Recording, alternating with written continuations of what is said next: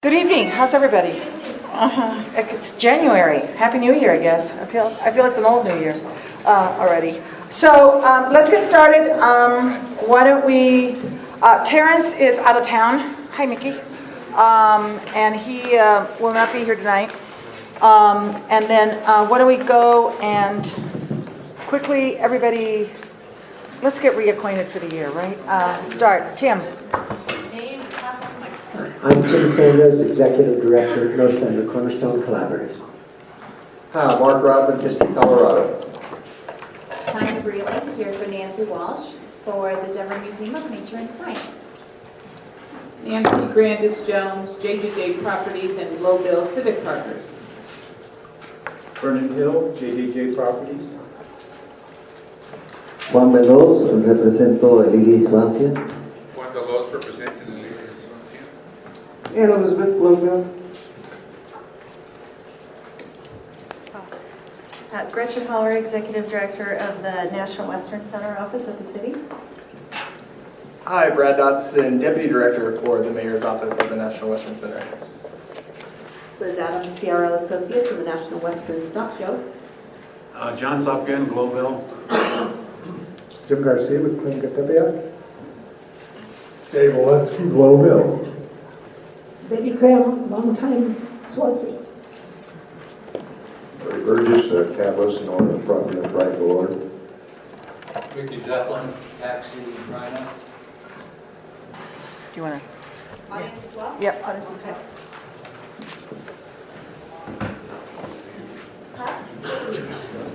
Maxine Chikov from the Swansea area. Kelly Bird with Populous. Stuart Irvin, Populous. April Herman, DLR Group. Bob Binder, DLR Group. Carrie O'Connell with Mortensen. Max Brandt with Mortensen. Brian Holland with Mortensen. And I'm Matt McCall. Matt Uran. Grace Hanover. Karen Akandakari with National Western. Julie Skeen with CIG. Jay Rankins with MIG. Eric Anderson with the Mayor's Office at the National Western Center. Patrick O'Keefe, Program Manager for the National Western Center. Stephanie Reed, Program Director of the National Western Center. Jill Midlock, OREA as the President. Tim Stroh, State Historical Fund, History, Colorado. Susan Aldretti, Councilwoman Ortega's office. Is that it? Oh, yep. Oh. Do we cut? Stephanie? Hi, my name is Diana Krabesh. I am with ResCare, Denver Workforce Services. Thank you. Who's our interpreters? Yes, you're interpreter. Nora Molina, Spanish interpreter. Tiene que lucirte. Miguel Martinez, Spanish interpreter. Okay. Thank you. So, Tim, let's go to the NWC-CAC Community Report. Can I ask you a procedural question? Thank you very much. And, Hold on. Hey, he's got I it. just wanted to check, do we have a quorum? Or I just want to check. Yeah, I think we do. I'm trying to, we've never officially had a hardcore rule, but I think we've got about 2/3 of the committee. Okay, I just want to make sure. Yep, got it. Tim. Okay, great. Thank you very much. A couple things that I just wanted to cover are Globeville Stormwater Study. General schedule is as follows and will be completed with our stakeholder and community engagement. Now, Globeville Stormwater Study, for just to put a little bit more meat on the bones, is really to address the kind of drainage and flood control issues that we've got in Globeville. I have asked that we put together a briefing next month with the CAC specifically on the work that we're doing around this. And we're starting with the bit, which is what I call a very important to really They are the team that is looking at the study, analyzing the things that we are really needing to move forward and asking the community for input on how we go about those things. So we're working through that process in the background, but I want the CAC to have a review of what we're doing in Globeville drainage next month. So we're going to ask for a separate meeting to be able to provide that information to this particular team. Our first quarter 2018 will really be focusing on understanding the community concerns as well as educating on an understanding of our existing conditions. We have quite a bit more information than we've ever had before on research that we've been able to accumulate over the fourth quarter of 2017. And we want to be able to get out to the community and with this particular group and share it. Our meetings with the Vision Implementation Team, the VIT, we've had 2 meetings. We'll continue on with those through a March, April timeframe, and then we look to be able to do broader community events in March or April. Those will be our open houses, but we want to be able to present to the CAC in February. So we'll be looking at how we can be able to structure that. The rest of the Globeville Stormwater second quarter will be discussion development of community-driven investigations, third quarter planning and analysis, and concept development for solutions to the flooding, including gray and green infrastructure, which we'll be talking more about as we do our presentations. The fourth quarter will really be draft recommendations for how we address drainage and flooding for the Globeville area, and then final recommendations first quarter of 2019. So that's our plan for the Globeville Stormwater Study. CDOT home mitigations, we're ahead of schedule from where we had anticipated to be. 76% of the homes in the mitigation boundary we've been able to communicate, they've responded, and we have scheduled or are in process of completing the assessments. 50% of all the homes have had assessments completed at this time. 42 homes are on the wait list for assessment, and it's only because we try not to schedule more than 30 days out so that we don't have cancellation. We've got 25 homes that have had emergency repairs completed. I want to spend a minute talking about that because emergency repairs are in homes that we realistically would have condemnation proceedings having been started. What we're doing with each of those homes are actually doing the repairs on an immediate basis. So those homes are preserved as affordable homes where we do each of those. I shared with you last month we're hitting about 1 out of 3 out of the total mitigations. That will constitute about 100 homes overall that we're saving and not moving on closing down condemnation and displacing people. So that's a really critical part of the work that we're doing on our CDOT mitigations. 42 homes have been completed with constructions. 13 additional homes are under construction as we speak as of the end of January. The next thing I want to talk about is our 47th and York project. We're at 30% design on designing 47th and York. That was part of what was funded in the bond issues in November. It was the most important project that was identified in our community planning and activity of what we wanted to do. So we're really pleased that we're moving along with that. Our, again, environmental design is at 30%. It'll be completed by the second quarter of 2018. We're currently doing internally work on how to proceed for final design and construction so we can move this forward as quickly as possible. We're working with Arts and Venues to discuss what the public art will be at the bridge, concurrent with the 1% of the arts program that we've got. And again, I'm very happy to say that this was the most important project to the community in terms of safety for young kids at 47th and York. The project is fully funded for construction with $2.5 million in grants from CDOT, $9.4 million in GO bond funds, and $1.6 million in NWC-CAC funds. So that's how this has been funded. Those are the major projects that we're working on. We'll be moving into Washington Street and bring more information to you next month on the things that we're doing in Washington Street. And again, in February, we're asking for a specific opportunity to meet with the CAC to be able to present to you the Globeville floodplain strategy and some of the work that we've done there. And that's what I've got for now. If we have any other questions? Yes, sir. Tim, from what I understand, CDOT was going to give the neighborhoods 20% of the jobs in training for the young kids.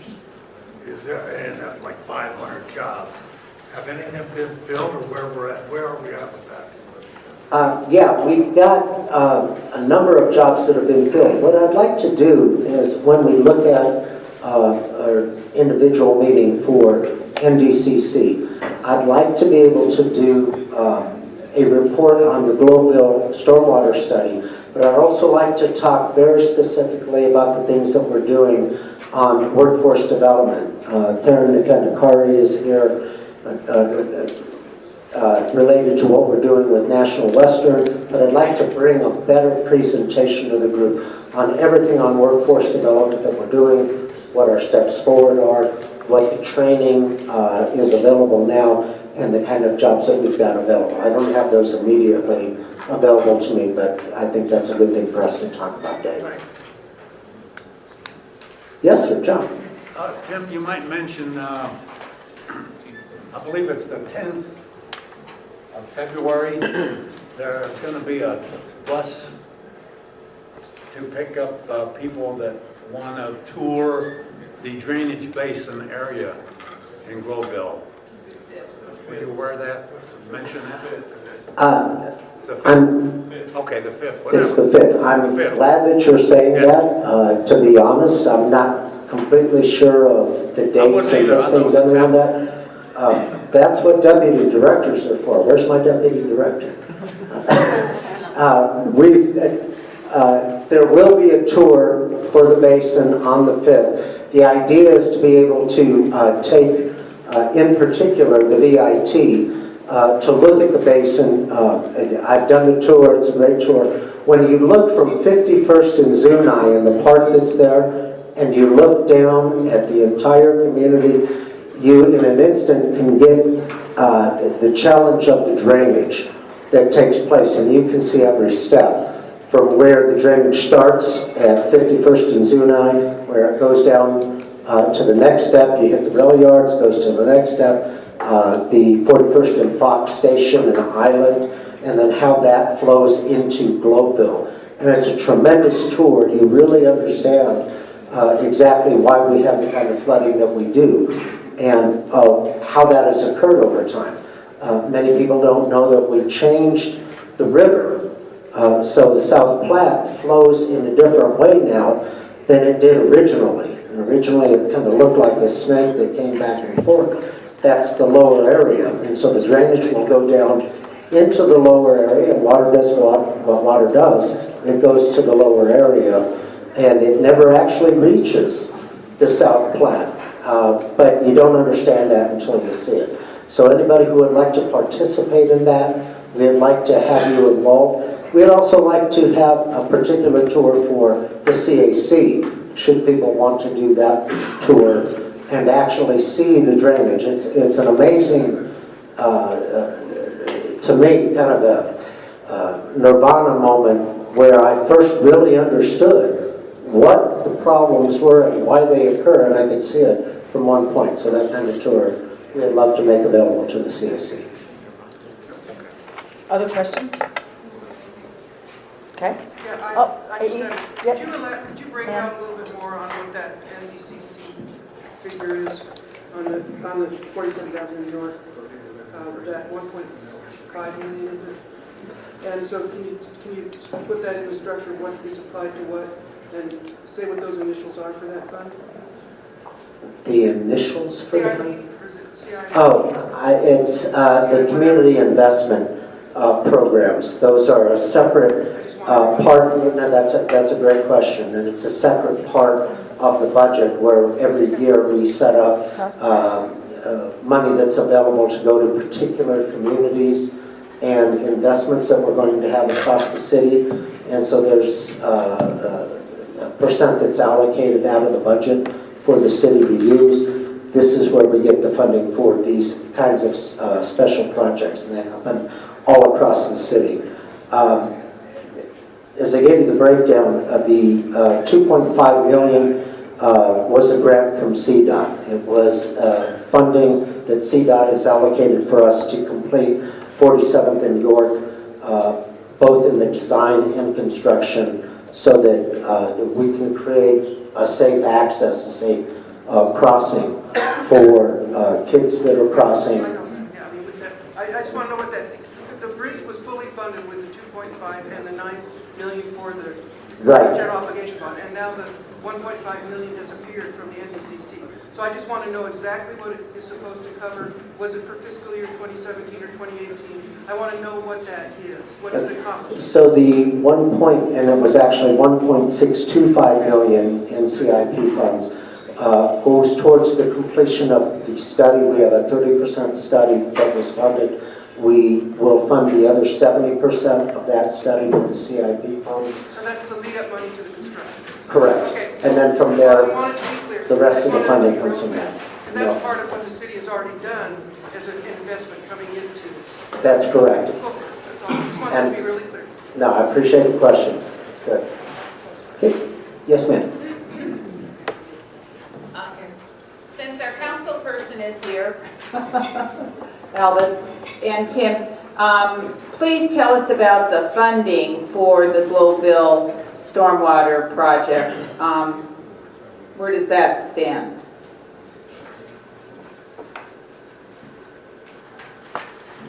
The funding for the study comes in the combination from Public Works and from NWC-CAC on the study and what our needs are going to be and where we go. And is that fully funded, the study? The study's fully funded. What is not completed is the planning that we want to do and the actual funding for what our plan is for solving the issues that we've got.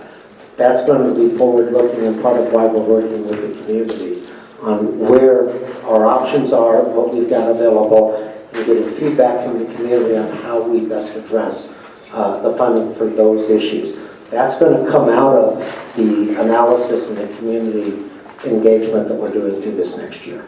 So, Elvis, could you say something about if there's going to be any money in 2018? Hi, Nancy. How are you? Great. Good to see you tonight. Good to see you. So every year, what we do from City Council's perspective is we take our micro list of all of our micro projects within the district and our macro list, our large projects, and we send it to the mayor's office to put it on the budgetary agenda.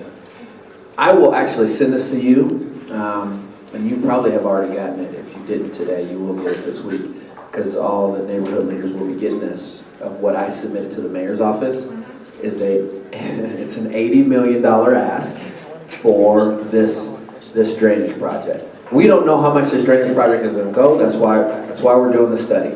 And so every year I put this on because I call this the second phase of Black Park Hill, because nothing got addressed in Globeville. And so I'm continuing to advocate for that. Is there $80 million in the budget? No.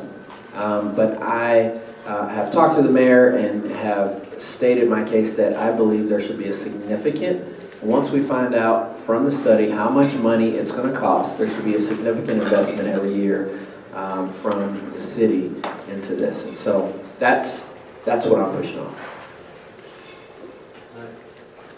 Tim, let's go.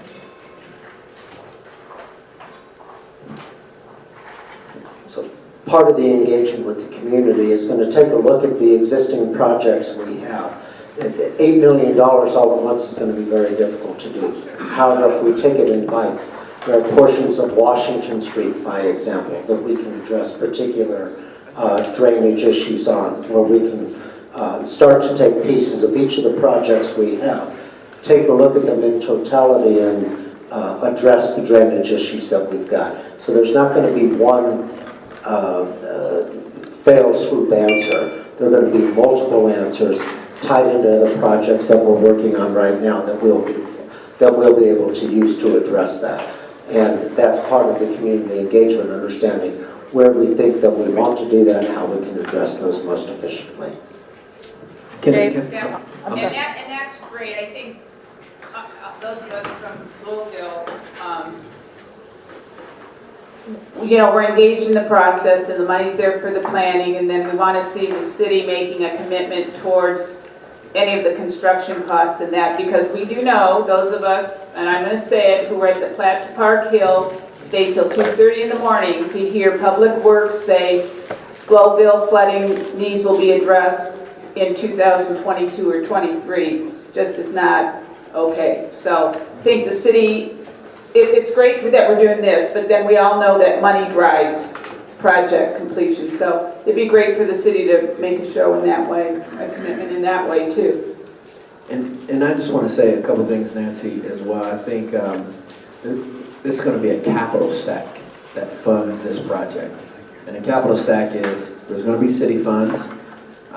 There could possibly be tax increment financing around this. There could possibly be a lot of new development to help pay the way, investment into this. And so I think we need to think about this in many different levels of not just the city doing this in one fall swoop, because it's going to be a big number. Dave? Tim and Albus, who is going to help fund the Utah Junction?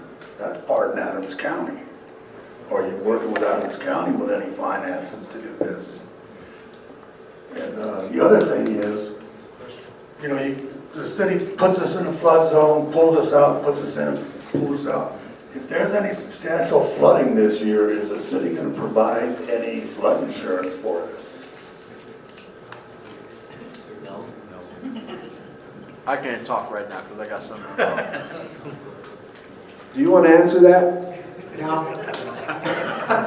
So, first of all, I think it's incorrect that the city puts us in the flood zone, flood area, and out of the flood area. There are a lot of different issues going on there, and it's very technical. Obviously, we have the Army Corps of Engineers there as well. And so, I'm not going to get into all of that. No, the city's not going to fund folks who get flooded.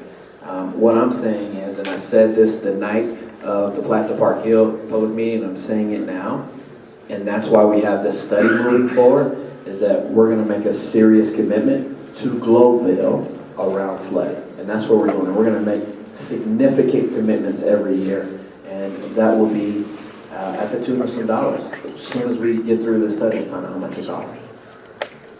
What about Utah Junction? You know what? We don't have our. Do we have our team here? Chris is here. Is in the back. Chris? Chris Pacheco. Chris, the Utah Junction. Do you know if we're addressing that within this flood mitigation that we're doing for Globeville, and are we partnering with Adams County at all? So as far as the Globeville drainage, we are working with starting an outreach program right now, just as an education, educating the residents what the issues are. As far as working with Adams County, not yet. The short answer is no, not yet. But we will, once we understand what the problems are and the solutions can be, then we will work with others. Can I just add to that a touch? Sure.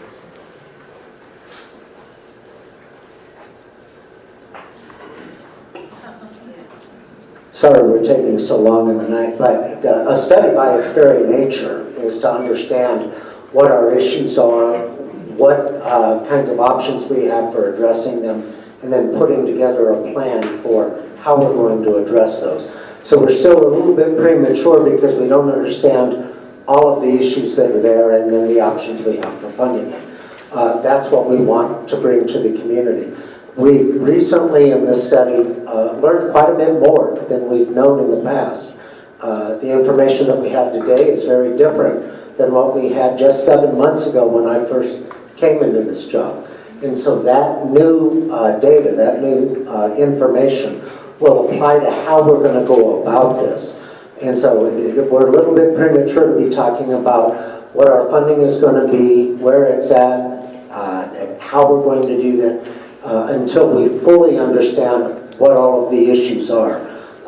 The presentations that have been put together, the work that has been done, I think is spectacular and very different than what we've seen before. And so bringing that to the forefront, being transparent about that, and then starting to look at what kind of options do we have for resolving in different pieces and the funding, that's going to come out of the work that we continue to do as we move forward. But this is, to me, it's one of the most fascinating things I've ever been able to be involved in, because I didn't understand the kinds of challenges, the drainage, the flood work. I mean, one of the first things that we understand is that we have the most natural flood and drainage area in the state of Colorado in these areas with Utah Junction, with the Globeville floodplains.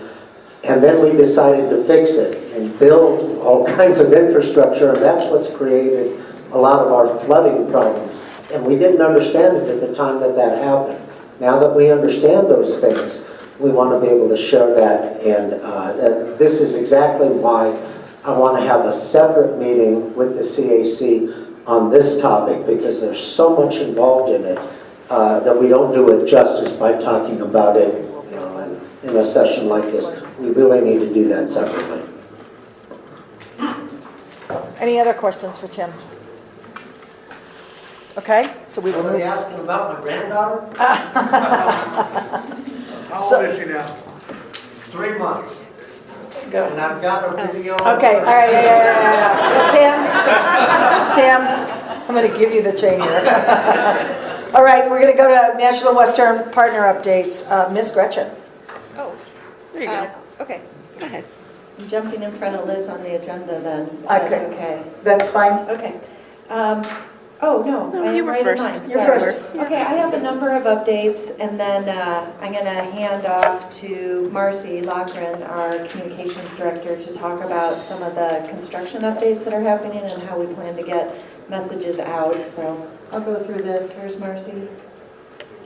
Okay, you're on deck in a minute. So I wanted to start with the authority board, and I think everyone here, there have been messages sent out that on January 4th there was a press conference to announce the full slate of nominations from all 3 of the parties that nominated.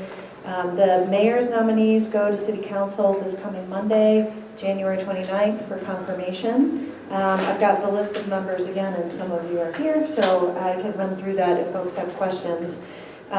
What happens after that is that Crystal D. Herrera, who helped set up the structure of the authority in the framework agreement, and she has been the mayor's point of lead. She's been the lead for the mayor on all of the nomination process. She's also setting up onboarding that's being scheduled for February, so a real kind of deep dive of all of the progress on the campus, on the framework agreement, on the instructions that the mayor gave with regard to a community benefits agreement and hosting meetings in the neighborhood, and all of everything that's happened to date to get folks up to speed.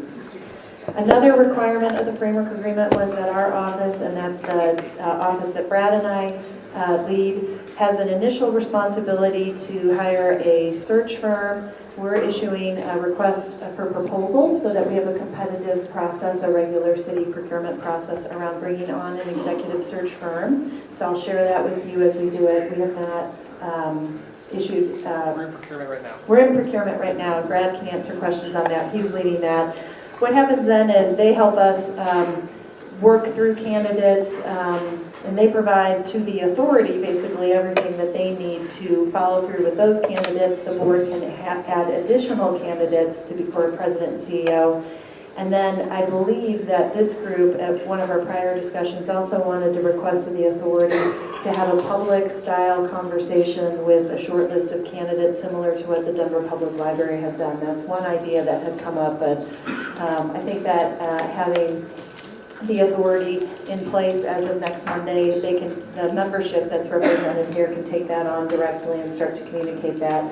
Our office is really running the business side of things, but we will make sure we share that timing and all of our materials as we go along. We have a presentation tonight from our placemaking team on site planning and want to show you a modified site alternative. So I'll leave that discussion there. We have not finalized any alternatives yet because we are still working on bringing the scope, schedule, and budget into alignment, but I think we're close and we can talk about that later in the agenda. But this is a lot of us moving from planning to delivery of the campus, and we're pretty excited about it. Placemaking, and I know that Julie's here too, but to date we've received over 1,136 responses to the survey. 47 are from the Global area and Swansea neighborhoods. The due date for filling out the surveys has been extended to February 8th so that it can be included in an upcoming CSU newsletter and be handed out at the community meeting that the placemaking team is hosting on February 1st.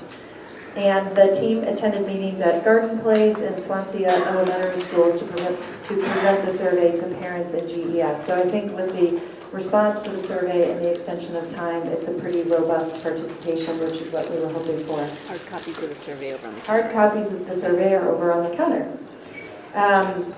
So a little bit more on the community meeting for placemaking. It's scheduled February 1st at Colorado Miners, which is 4809 Race Street from 5:30 to 7:30 p.m. Door hangers were placed on all homes in GES last week, and invitation flyers have been distributed to businesses throughout local area of Swansea. A formal presentation will be held from 6 to 6:30 that evening, and project teams from other ongoing projects in the area will be present to respond to questions, etc. And if there are more questions about that, I know that the team can jump up and help with those. I have a couple more things I want to talk through before I hand this over to Marcy.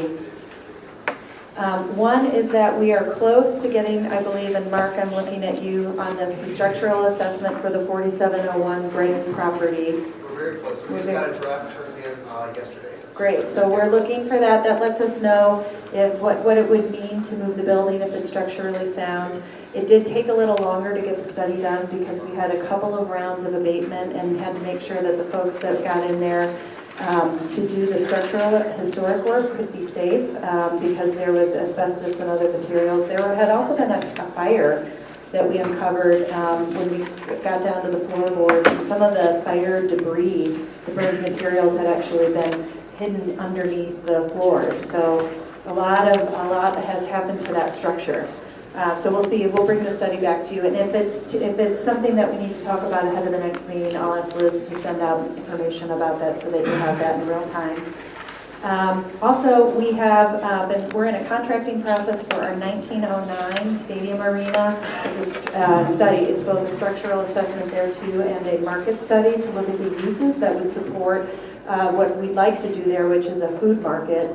I brought a couple of copies and I'll pass them both directions, and maybe Liz can post this, of the advisory working group members. We haven't started, they're being passed now. That must be Marcy. It is. Thank you. Thank you, Marcy. So that people can see that, but the team's just getting ready to get started. There are a number of folks here that are on that, including Drew and Armando, Susan, and we really want to build out the community representation on this. So if you have other thoughts, it's probably not too late, but we're just about ready to get started. And then, unfortunately, I have to end on the note of the response I got from RTD. And this is a letter that Kelly Lead had talked with you about the naming of the station at the National Western Center stop. And the letter, it's a letter that Kelly had drafted in coordination with this group. It's something that I picked up from him, but had not been part of the discussions at this meeting. So I've asked Liz actually has some of the meeting notes in case we need to go back to that. But the response I got back from RTD has disappeared. Did Liz grab that? Okay. It's dated January 18th, and it was a letter that talked about their inability to rename to the station name that we had asked for, which was National Western Center at Historic Elyria, and it also attached a copy of the station naming guidelines. So I got that electronically too, but Liz, I only printed a number of copies because it was several pages, but we'll post that too. At that point, I think Kelly had written the letter and offered to submit it on behalf of this group, and the city was happy to do that. I do think this probably warrants a follow-up discussion at our next meeting, and we might want to ask RTD to be present to help talk through that. I will tell you that as we look at opportunities on the campus and plaza areas, I think our team, and I'm talking to the placemaking team in this, acknowledging the historical area neighborhood is important to us, so where that happens, I know the desire is to have it be the station name. We also have the plaza opportunity just outside the station that greets all of the people that use RTD when they land. I think that's another opportunity, and maybe we want to do both, but I think it would be important to have RTD invited so that we can have a follow-up conversation directly with this group. So that's, I just wanted to make sure you had that. I just received that and wanted to bring that forward. And I think that's everything I had, and I would hand this over to Marcy at this point. I would just add also on the 1909 study that I would like to ask that team to come and present here in February or March as they kick off their work and let you see the scope of work that they're pursuing. Before we go to Marcy, can we ask for questions? Anybody have questions of Gretchen? No, but while we're talking about the 1909 State Arena, I just want to let you know that as of yesterday, the Board of Directors of History Colorado awarded me a $200,000 grant. Well, thank you. That's excellent. Thank you. I had not heard that yet from our team. We have not got that information. Oh, this is real-time information. Thank you for making our night. That is fantastic news, and thank you for that. That's wonderful. AE. So there was a cluster of properties over there, Gretchen. I appreciate the update on the ones and talk about the others. Oh, I think Marcy's going to walk through that in the construction update. Okay, and then what is the discussion behind on the advisory on the permanent board appointments? What is the discussion process behind the scenes regarding those appointments? On the do you contact your city council person if you want to comment pro or con on the appointments? The mayor. Is it a behind the scenes conversation? There's not a. Do you mean on the appointments to the authority board? Next Monday, yeah. Oh, that will be presented to be confirmed by city council. That is a process that really was led directly by the mayor. Gotcha, and who the folks that helped him with that were his chief of staff, Alan Salazar, and Crystal De Herrera. I think you could reach out to any of the three of them. They were part of that discussion. Also, if you wanted to work through Barry Birch, who directs the mayor's boards and commissions, he administered the entire process. So you might want to start with Barry because he knows where and how to route all those emails. And I'm asking that question intentionally just to publicly help people understand the process and to pay attention to the combination of people that are on the advisory board, not just for myself. I just want to say that. Okay, yep. So let me follow up on that. So I've had a conversation with Crystal because Crystal really was point on a lot of the authority stuff. And I have had already a couple of nominees come to us asking if they should start attending CSE meetings. So what we would like to do for the next meeting is to have as many of the authority members as possible to attend this meeting and put them on the agenda so they can have a more broader conversation with you all in terms of interface. I had a conversation with Lieutenant Governor Garcia yesterday, and we talked through that I think it's he really wants to come to the CSE and really understands all of your history, and we actually just had more of a background conversation yesterday in terms of some of the issues. He's in the learning mode, and I think a couple of other board members have already reached out saying that they want to come to CSE AE, so we're going to also do that. It's probably worth taking one more minute to just clarify again, the roles that we play have been changing with the standing up of the authority. And when you are hearing from the Mayor's Office of the National Western Center and the team that Brad and I lead, we are the builders. We're the construction entity. When the authority stands up, they're our client. So we're building a campus that they will now, under the framework agreement, operate and maintain for 100 years. And that's the dynamic between the two. And it's just kind of bears repeating that there's a clear designation of roles that this allows as the authority stands up, so that we have a really clear response on the physical design and what that means for programming and activation of the campus. So we're pretty excited to have them get up to speed and get underway. Yeah, go. Gretchen, regarding the public market and 1909 Stadium Arena Advisory Working Group, when is their plan when they would begin meeting, or what is the meeting schedule, or how's that going? Yeah, we had hoped that they'd start meeting in January. They are working through the contracting with some of the city's indemnification requirements, which comes up just on about every contract and insurance, and I think those will be resolved, but that was part of the holdup, is they're still in a contracting process to work through just the contract language, but I think they're almost done. So I would like to ask the team, they will be communicating with the members, so with you, to send out a schedule once they know they're through the contract, and then we can bring that forward here, both on what their timeline is to deliver the work and what those elements are that they're going to study. Thank you. Yeah. Gretchen, are they going to redesign the 1909? Are they going to take out the seating and everything? Or do we design that? What do we do? Yeah, there's no funding for the building other than what History Colorado is providing. So what the structural assessment will do is look at what it will take to bring that building up to structural integrity and code compliance, but there hasn't been really a design. It's going to focus more on the exterior of the building and the systems. The market study will focus on who could be in it and how could you make a public market pencil out. So I think those are steps that continue to emerge, but that's something that I'll just, for 1 minute, say that really presents an enormous opportunity for community use around affordable food and events. And so that kind of design has to be done in a community context to make it work. And none of that has happened yet. I don't believe that's in this study. I think it would be a step following, but we can ask them that question if there's an opportunity there. Other questions before we go to Marcy? Okay. Okay, Marcy. Where is Marcy? Here. Hi, thank you. So I don't know, you guys can decide if this is good news or bad news, but Monday is Fun Day, is what I want to call it.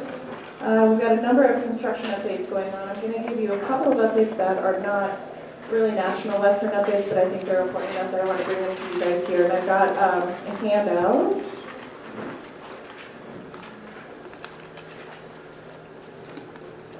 Let's start with.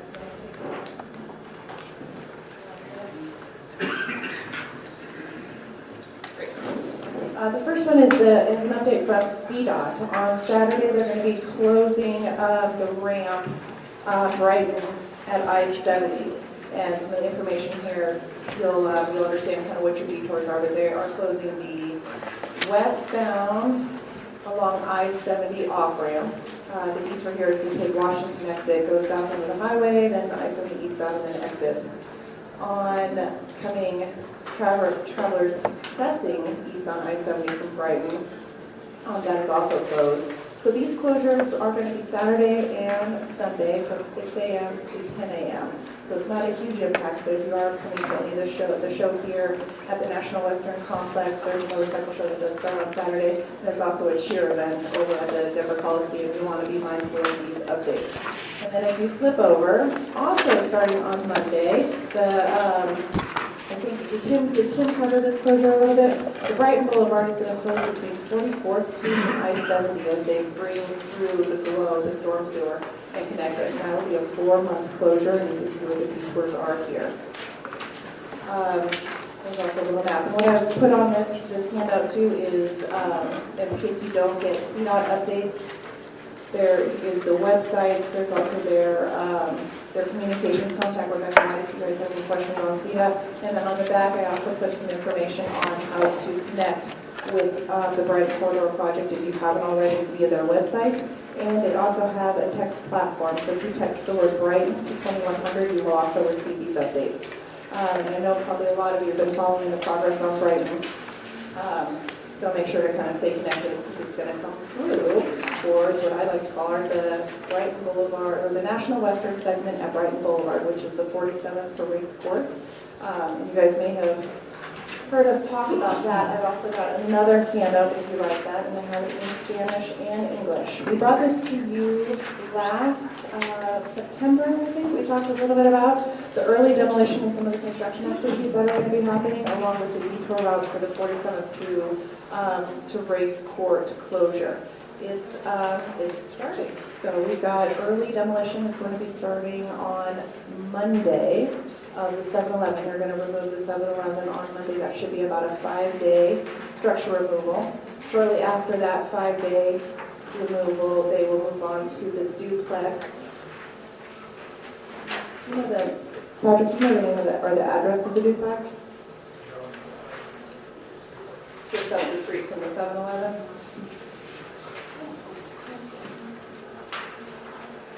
We have our 7-Eleven here, and there's the 4701, there's a few houses here, and then there's the duplex just up. You guys familiar with that area? So that duplex will be removed 5 days after that. The remaining homes, 8, were you asking about those other structures? Is that the duplex of 47, 46, 41? I have my note and then the address on it, but you want to come look at the map. It's right at the corner of the stock show lot, one of their parking lots that butts right up to it. This guy right here, or classes. So with all of the things going on right after stock show, that kind of brings us to all of the construction coordination and everything that's going on. There's a lot going on. I can tell you the National Western Center collaborating closely with the NWC-CAC. We're working with Public Works, and we're pulling in CDOT into the fold, into that communication. We're really trying to understand all the construction that's going on, all the impacts, all the detours, trying to make sure that they don't clash and move and who's going where and what, and really trying to make sure that the contractors know and all the people doing work out here to their right egress and access points to make sure they're not impacting the neighborhood as much as possible. So you have a question? No, I have a question for the comment. Sure. It's my understanding that, and I forgot who had mentioned this, that there was going to be like a single point of contact that was going to coordinate all the traffic alerts to the community, especially the schools, and be able to get that out in a timely fashion. So, I mean, just recently down on Lincoln Street, down my garden place, I think it was Denver Waters down there, and that's just created havoc down there with, very little coordination, and, people be getting hit down there and stuff. So, whatever we can do to, to coordinate these efforts so the public safety is not at risk, I appreciate that. Armando, so to respond to that, we've created what we're calling Navigate. First it was GES, now it's Navigate North Denver. We'll probably change the name 3 or 4 more times before then. But the whole idea is we've got an RFP that we're putting out to put together a plan within a city agency to be able to manage all of the projects collectively. So the biggest challenge around that, we've got an agency within city government that has a good software and management process for that. The challenge is bringing in all the different partners that are working out there, like I-70, National Western, R2D, the bus stop, CDOT, all of the independent developers that are developing new projects. And so that's the hardest part of this.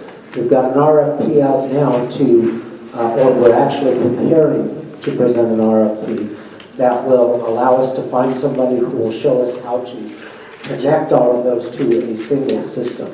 Now the challenge with that is it's probably going to take us until the 2nd or 3rd quarter to have that put together and the structure of what we do. Then what we're going to do is start a pilot with NWC-CAC in the community. So, now, Tim, unfortunately, that's not going to be fast enough for National Western. So we actually have a pilot that Marcy wants to talk about right now and sign people up for tonight. So if it's okay to jump into that, because she's ready to go. I think that would be wonderful. Perfect. So long-term, that's what we're doing, but in the short term, we've got to react much faster. And Marcy's going to tell us about it. Thank you. And to add on to that as well, the public information officers at a few different city agencies, led by the NWC-CAC, we all met today, and we're trying to find that interim solution until that platform is up, because there's private development, there's a lot going on. And so that was one of the reasons I put together that sheet for you today of the Central 70 and construction impact, as well as the low 44 to I-70 impact, and try to bring to as much as possible is what I'm able to figure out. Now, as far as the National Western goes, this is, if you go to our website, or you can do it right now if you have your cell phone, we have activated our text messaging updates. So if you would like to text the word construction to 6400, you will receive construction updates, detours, closures, etc. If you text the word in Spanish, construcción, you will get all of your updates in Spanish. Wait, Marcy, this is the first time anyone's doing This is the first one, so you guys are kind of. It doesn't work. If you're, I did it in the car. I did it at a stoplight on the way over, actually traffic. But Oh, don't say that. Don't say that. That's like that would be a safety I moment. didn't do that at all. I thought about it, so why don't you guys try it for me? Tell me if it works. So the first one, construction or construction. Did it work? It worked. Yay! That will get you construction updates, detours, etc. And we'll try to use that as much as possible.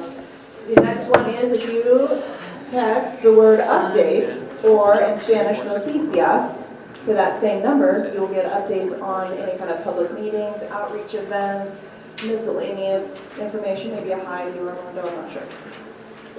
No, I think it's just really critical, especially to the two schools, Watson Yeah. and Garden Place. I'm sure there's been jobs here, but it's Isn't it nice that 646? forward in our thinking and 00? our vision. Yes. And getting us that Yeah, and it ends up putting a dash in. Yeah. I appreciate that. And the more we can get this out, the more effective I think the communication will be. The other thing about this platform is it is a two-way street. If you have a question, you have a comment, you have a whatever you want, you can text something back in either language and we'll respond appropriately. If it's a general question, we're trying to respond to those in groups, like every 2 weeks or such. But if it's one of critical importance or it's a time-sensitive manner, we're going to respond to you right away. But we're trying to keep that dialogue. The other thing that we've got for different events and things is that we do have these flyers that talk about things, and we put them up in libraries and schools and things, and really just try to educate people of what's going on. And then on just about everything that we have our hotline. And that hotline does go directly to me. So feel free to call that at any time. I'm available 24 hours. One thing I want to note is this, it's a good news story. This platform is actually developed by a local small business, a local community-owned small business. So we didn't buy this from Oracle. We bought it from somebody whose business is local. What's the business name? Idea Marketing. Patricia Lepiani is the owner. Do you guys have any questions about the updates? Other thing, this is part of our website, so we've got this annoying pop-up that's going to pop up all the time when you go to our website. Just get used to it, just opt in, and we'll be really happy with that. There also is a construction update page on this. So other updates with information that we have, we'll put up here as much as we possibly can. This week, next week really shows us that a lot is going on and we have a lot of coordination to do. So I also just ask for your feedback and your patience as we really work through organizing as much as we possibly can to minimize the impact as much as possible. So thank you. You guys, I have the text updates for Brighton, and it's heaven.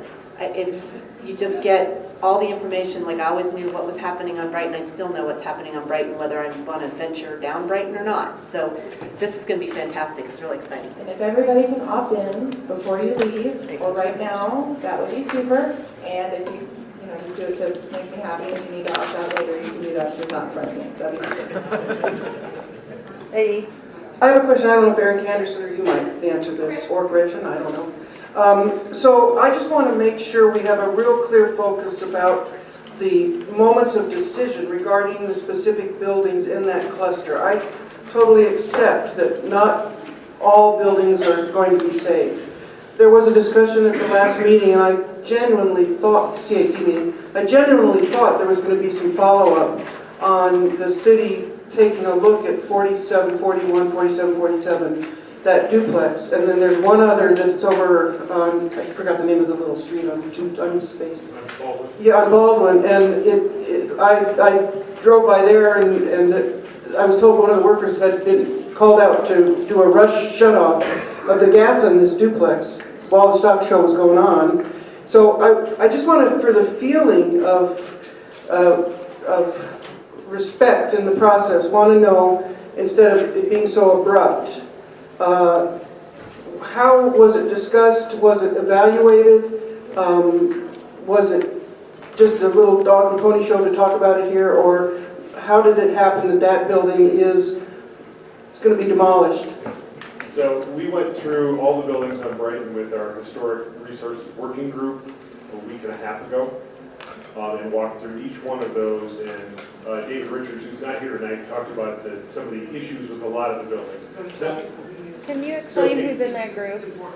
Excuse me? Can you explain who's in that group? Sure. Okay, so in the Historic Resources Working Group, we have representatives from CSU, Western Stock Show Association, and then Historic Denver is there. Let's see, who else? We've got folks from our National Western team and folks from the MIG planning team. So we walked through all those buildings at that day, and there were issues with all of them that have to be addressed. But because of the timing, we have decided to tear those down on Brighton, so we've got to get those out of the way so we can start construction.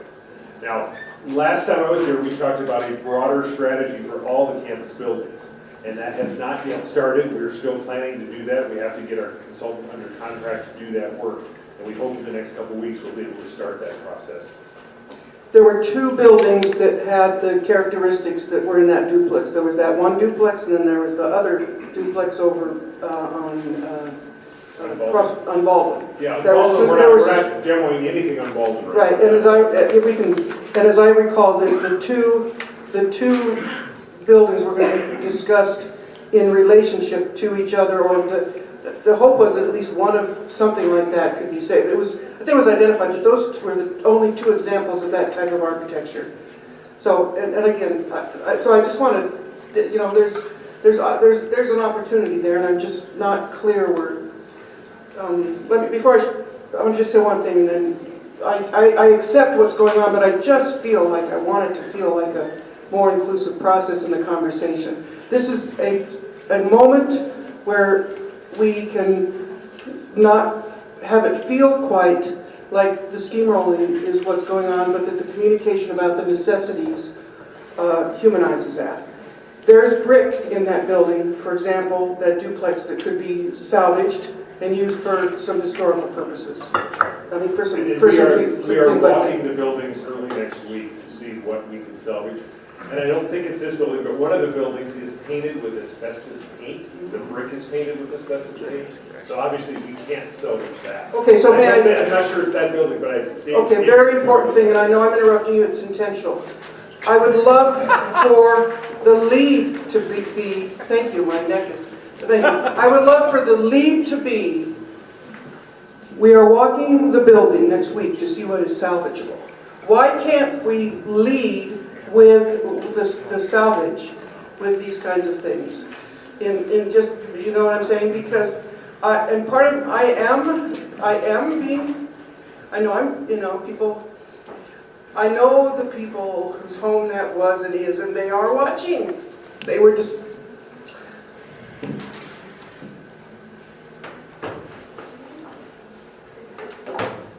it's real.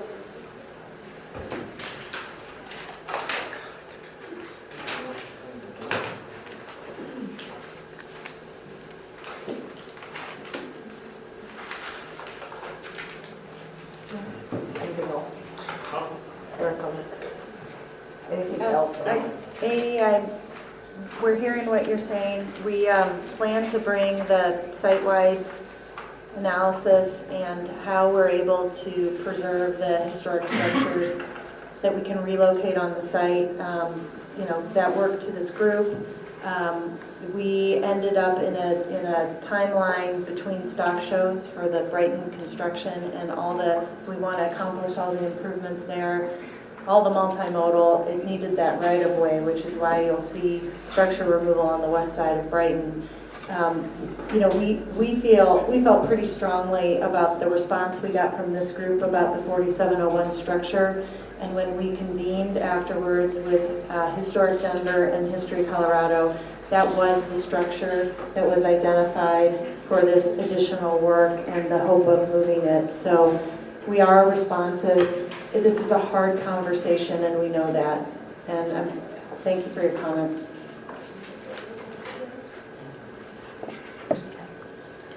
Any other questions of Marcy or Gretchen on this? So with that, we'll move to Liz. Paul Andrews is out of town, and Ron Rohr is in a wheelchair, and sick. Liz is going to do Paul Andrews' report. So Paul just sent me some quick notes, and I think you all have probably heard this by now, but the National Western Stock Show ended with more than 705,000 attendees, marking only the second time in history that we've gone over 700,000 attendees. The only other time was at the 100th anniversary. They believe that it was due to a lot of factors like good weather, good marketing, good programming, and snow being light in the mountains and keeping the skiers here in town to go to the stock show. Stock Show is working on preparations for the Rodeo All-Star Weekend in April and the Denver County Fair in July. And then, of course, they continue as part of their equity partner role to be working with CSU and the city on this whole site planning process. So that's his quick report, and I don't know if any of you have questions, but I can certainly take them back to Paul. Nope. Okay. Tell them it was a great show. The parking was great, the buses were great. The return air, the air circulation in the buildings, Yep. fantastic. Great. We'll let him Nobody know. got the stock show good. Right. Excellent. Except the staff did. That's why Ron's not here. I didn't get it, I get it every year. All right. Jocelyn. Thanks, and I'm just thinking as I hear Dave talk how fun it was to hear your voices on the radio when CPR did that excellent story with you and Betty. That was great. So just a couple quick points from the CSU side of things. Obviously with Stock Show having such great attendance, we were excited to have our Ag Adventure and Ag Experience here again this year. And we also took advantage of the opportunity to survey some folks on what educational offerings they would like at National Western, both via National Western's surveys and also some that we had. Got about 60 responses. It's not a ton, but it is more information than we had before. So it will take all of the input that we can get. And really what we saw was that people were really interested in the Stock Show continuing to be a place where they come for entertainment, but also a place where they come for education, and that they're really interested in hearing more about animals and about the role of agriculture in Colorado's economy. So all of those things really support the directions we were already going, and appreciate all the efforts of everyone to gather that input during Stock Show. It's part of an effort that we are really making to listen to what folks are interested in so that we can build programs that are responsive to what people, not only in the neighborhoods around National Western, but also kind of in concentric circles working outward all the way to the state level, what people are interested in us doing. So I think many of you know that Christy Vilsack is a special advisor to CSU on the National Western, and she has a long background in education. She's been a teacher, she's worked in education policy, and so she is really helping us think about our educational offerings. And we're in the process of designing a statewide listening tour for Christy with some guidance from our partners at the Museum of Nature and Science and History Colorado around how to gather input that will help us design the educational offering. So Christy will be traveling around Colorado and talking to various different community groups and towns across the state to help us all understand how the National Western can be a hub for the entire state of Colorado around education ranging from pre-K all the way up through higher ed. So that is really exciting. Along similar lines, we continue our work with Bruce Randolph and working particularly with the civics and AP geography classes.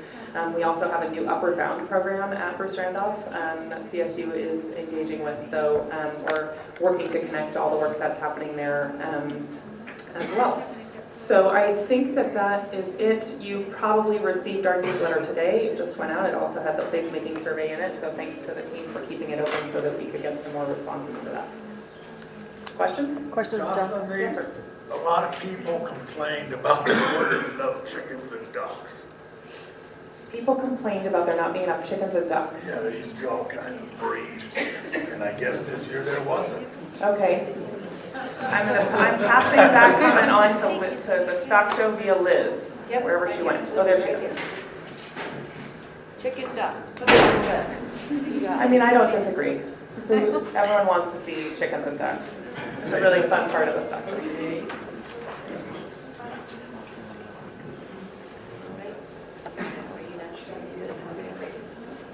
Hi, Tanya Grilling with the Denver Museum of Nature and Science, and I want to give you a couple of quick updates for our new temporary exhibits coming in. We have Creatures of Light that will be part of free admission, which opens February 23rd. We also have, we're really excited, a rare opportunity for our Dead Sea Scrolls coming March 16th. And that will be something that is really unique coming to Denver straight from Israel. So we're really excited about that. Our next free day that we have available is coming up this weekend, so January 28th. So just a few short days away. Many of you may have a flyer that says book today. This is to showcase our new off-site programs. And so Jocelyn was talking about listening tours. We were able to spend over 100 hours really checking in with teachers and schools and students, administrators, to see what they would be looking for out in their classrooms. By doing that, we were able to come up with 6 new experiences, 3 in a format where our educators will come out to their classroom, and 3 in a format that is in the form of an activity box, so it can go all throughout the state of Colorado and reach many of our rural partners that we haven't been able to reach before. So we're really excited about that. One of the other things that I'm really proud of is that we have a brand new video that is at that website. It's dmns.org, and then it's the At Your School, so in that green box down below. That new video features Swansea Elementary students, so it's been really exciting to work with the teachers there, the students there, and their expressions are priceless. So thank you for letting us be a part of that. Questions? Do you want to mention Girls in Science? Girls in Science is coming up in March, and so we have I don't know how many of you were able to come in years past, but we have clubhouses where we are featuring female scientists in their roles, creating and doing activities with young women and their siblings, men, fathers. So for all ages and for all people, where we will actually have great hands-on activities about all kinds of science, STEM-related professions that are going on throughout the state. And that date is March. I will get that. Would you have it off the top of your head? I can look on my calendar really quick. I'll just mention while you're doing that to Stall that if you saw our Temple Grandin Equine Assisted Therapy team at the stock show, they had a mechanical horse where they were having kids get up and see sort of what it might be like to experience equine assisted therapy and understand why it helps with coordination and these various other things. And so they will be there with that mechanical horse all the time. Girls in Science, March 3rd. 3-3. That's how many people. Yeah, Nola has a question. Can we talk about the summer camp? Yeah. We have summer camp opportunities as well. We do have a few slots available within our, especially within our 2nd and 3rd grade camps. So we have the entire summer booked with programs offered at the museum. You can sign children up through our website. We also have, the museum is obviously available also for those organizations who have summer camps who want to bring students there. So check out the website for more details on the specific camps for the 2nd and 3rd graders in particular. Did that answer enough of your question? So we've been working, I'm not sure if you're aware, but we've been working with the summer camps to get slots for globally responsive young people going into kindergarten through going into 6th grade to come to camp, and the museum's committed to have 14 children, and it's that number because that's how many fit in the van. Right. Yeah. For 8 different weeks, which is 112 children that can go to a week of camp. It's worth $260. That's how much you pay for a week of camp, and it's an amazing camp. My son loves it. And I'm just so excited that there'll be that many kids in the neighborhood that will get this really engaging science experience at the museum this summer. And Northeast Transportation Connections is providing the van, so thank you. Thank you. Thank you for bringing that up. Last year we were able, with that summer program, we were able to provide the most scholarship available to any of our summer campers, and we were really proud of that, and we want to beat that this year. So please make sure to share that information with family and friends. How do you sign up for where do you go to sign up your kids? You're going to go to the DMNS, our dmns.org website, go to the summer camps, and there will be, I believe it's a radio button there that you'll click on to follow up with that scholarship opportunity. And for the one that we're figuring out for GES, we'll have those forms out pretty soon. We know they're not out yet, but they'll go through the schools, but it's also for anyone, that even if the kids don't go to Swansea or Garden Place, you live in the neighborhood, or you used to live in the neighborhood, you're displaced, also that counts, so yeah. Thank you. Mark? As Gretchen was making her presentation a moment ago, we talked a little bit about a couple grants that we have from the State Historical Fund, one for 4701 Brighton and another one that we just awarded for the 1909 Stadium Arena. And we do that through History Colorado State Historical Fund. And as of the first of this year, the History Colorado State Historical Fund has a new director. And because there's so much going on with historic buildings, he wanted to be here tonight to meet you guys, kind of see what was going on. So he introduced himself going around, but I want to introduce him again as Tim Stroh, who's back over here. So if you get a minute, take a chance to say hello to him, because hopefully we'll be working with you guys a good bit on projects as they come up. The other thing that I wanted to mention tonight from History Colorado is next Wednesday night, we're doing our Stephen Hart Awards for Historic Preservation. It's from 5:30 to 8 at the History Colorado Center, where we'll present awards to people who have done historic preservation projects across the state. It's a free event, but we don't announce it to the public, but I want to announce it to you guys. I'm going to pass around invitations to that. We'd love to have you there. One of the things, besides for seeing the awards program, it gives you an opportunity to come into the museum for free.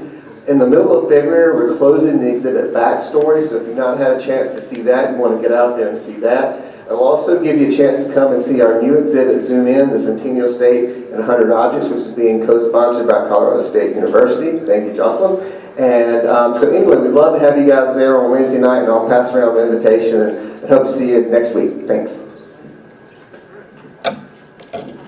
Any questions of Mark? Okay, so let's move on. So Liliana, I think we talked about this last month.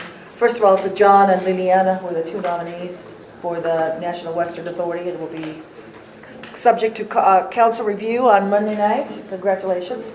I think Liliana had requested some time on the agenda, even before she knew she was going to be a nominee, to start talking about critical needs that, in terms of developing an impact in the neighborhood, and how we start having an initial discussion about that, and potentially avenues to assist, help, mitigate, etc. With that, I'm going to turn it over to Liliana.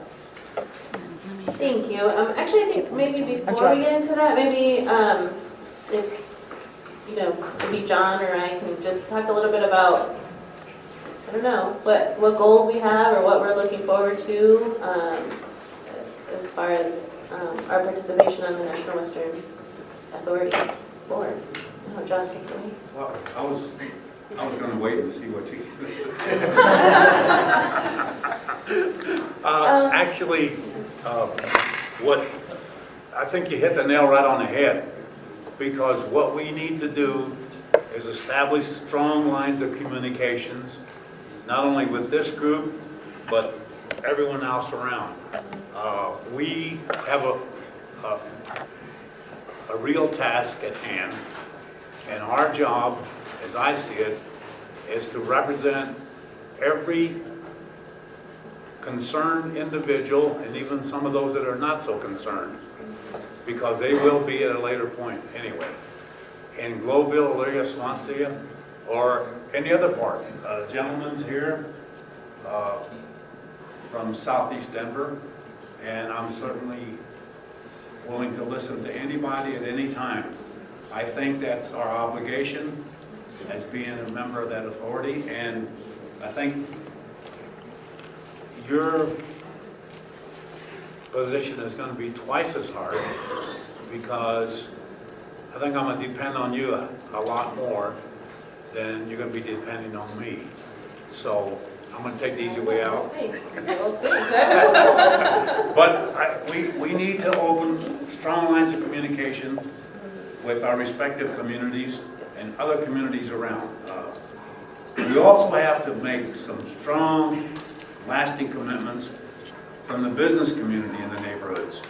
It's important that we not let, and I'm going to say the word, gentrification, split what we have worked on the last, 4 or more years. It's crucial that we listen to everyone and take those opinions and make some understandable position work. And I'm very jealous about the input from neighborhoods especially. And that includes business people. I'm going to be asking people at this table, and even some of the business people that are not here, for their particularly strong concerns or points of view. The drainage, for example, it's going to be a big issue. We're going to have another flood, it's just a matter of time. So we need to get prepared for it. We need to make this thing work, and I view that as our primary and foremost mission. And to do that, we're going to have a lot of communication going.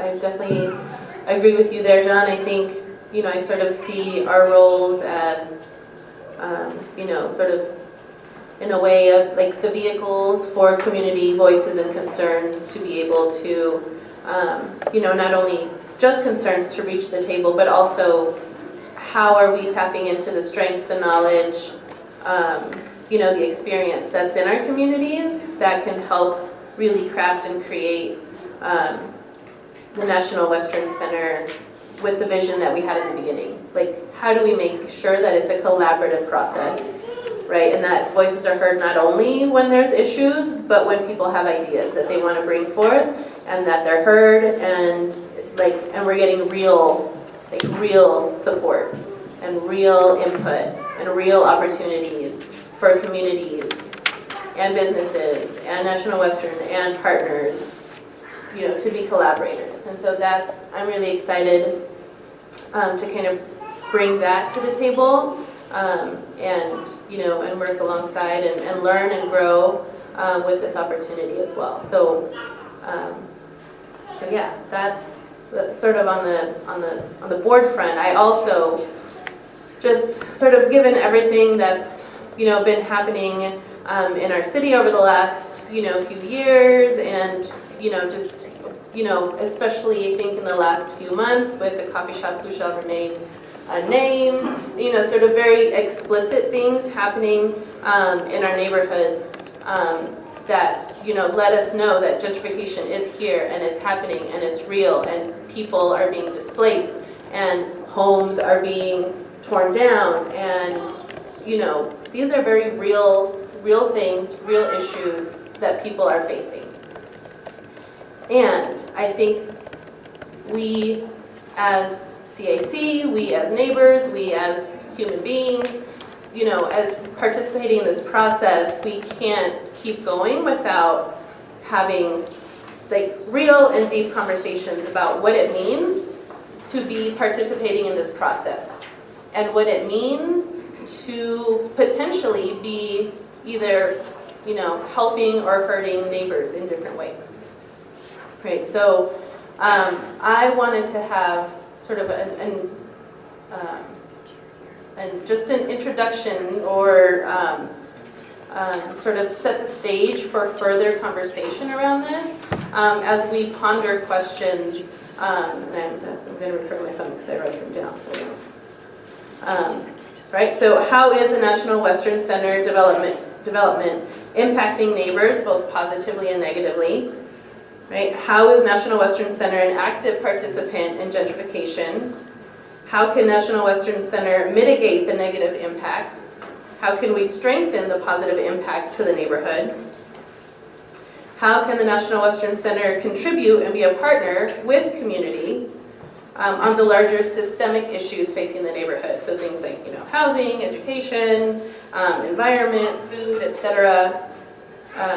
And so I want to present this as an opportunity for you all, for us to have, again, real dialogue, real discussion around what this work means, and how, I want to hear from you all. What are, and larger community, right? How can we be more inclusive of voices? How are we setting up opportunities for us to really dig in deeper and have these conversations and, and be honest and feel okay and, and hold that space for ourselves and figure out how we're holding us and how we're holding partners and how we're holding National Western and how we're holding the authority accountable for what those decisions mean to neighbors and businesses and partners, right? So that's what I wanted to share with you all today, and I'm open to figuring out how we can have these discussions and this dialogue, on the monthly basis, or I think we should be talking more and more about it, because we're on the cusp of, the authority board kind of being solidified and really starting their work. And, we need to figure out what we as a community want from the authority and from National Western. And, we've sort of been in this nebulous place, and it's time to get some clarity around that. And in addition, I just want to state a couple of more things. Ray, where'd you go? Yes. I'm glad you came, because the other day I asked you, well, what are you doing here? You found your way here. And I meant that in an affirmative manner, and I'm glad you're here now, because it's important that I listen to what you have to say. And I'm making this a public statement, not only what you have to say, but what everyone else has to say. And I publicly want to thank everyone that, I'm going back to 2C, Juan, AE, Maria Campos, a couple other people, Sandra, that actually did a lot of work, because we convinced them that it was important that 2C pass, not only for the stock show, but for our neighborhoods. It's the best opportunity that I've seen in a long time. And I tell you, I've been around a long time. So we now got a chance to get it to work, and those promises that we made, we're going to do everything we can to make sure we keep them promises to our neighbors and our friends as a community. So we need to keep our lines of communication open, and we need to make sure that those promises that were made publicly will be kept.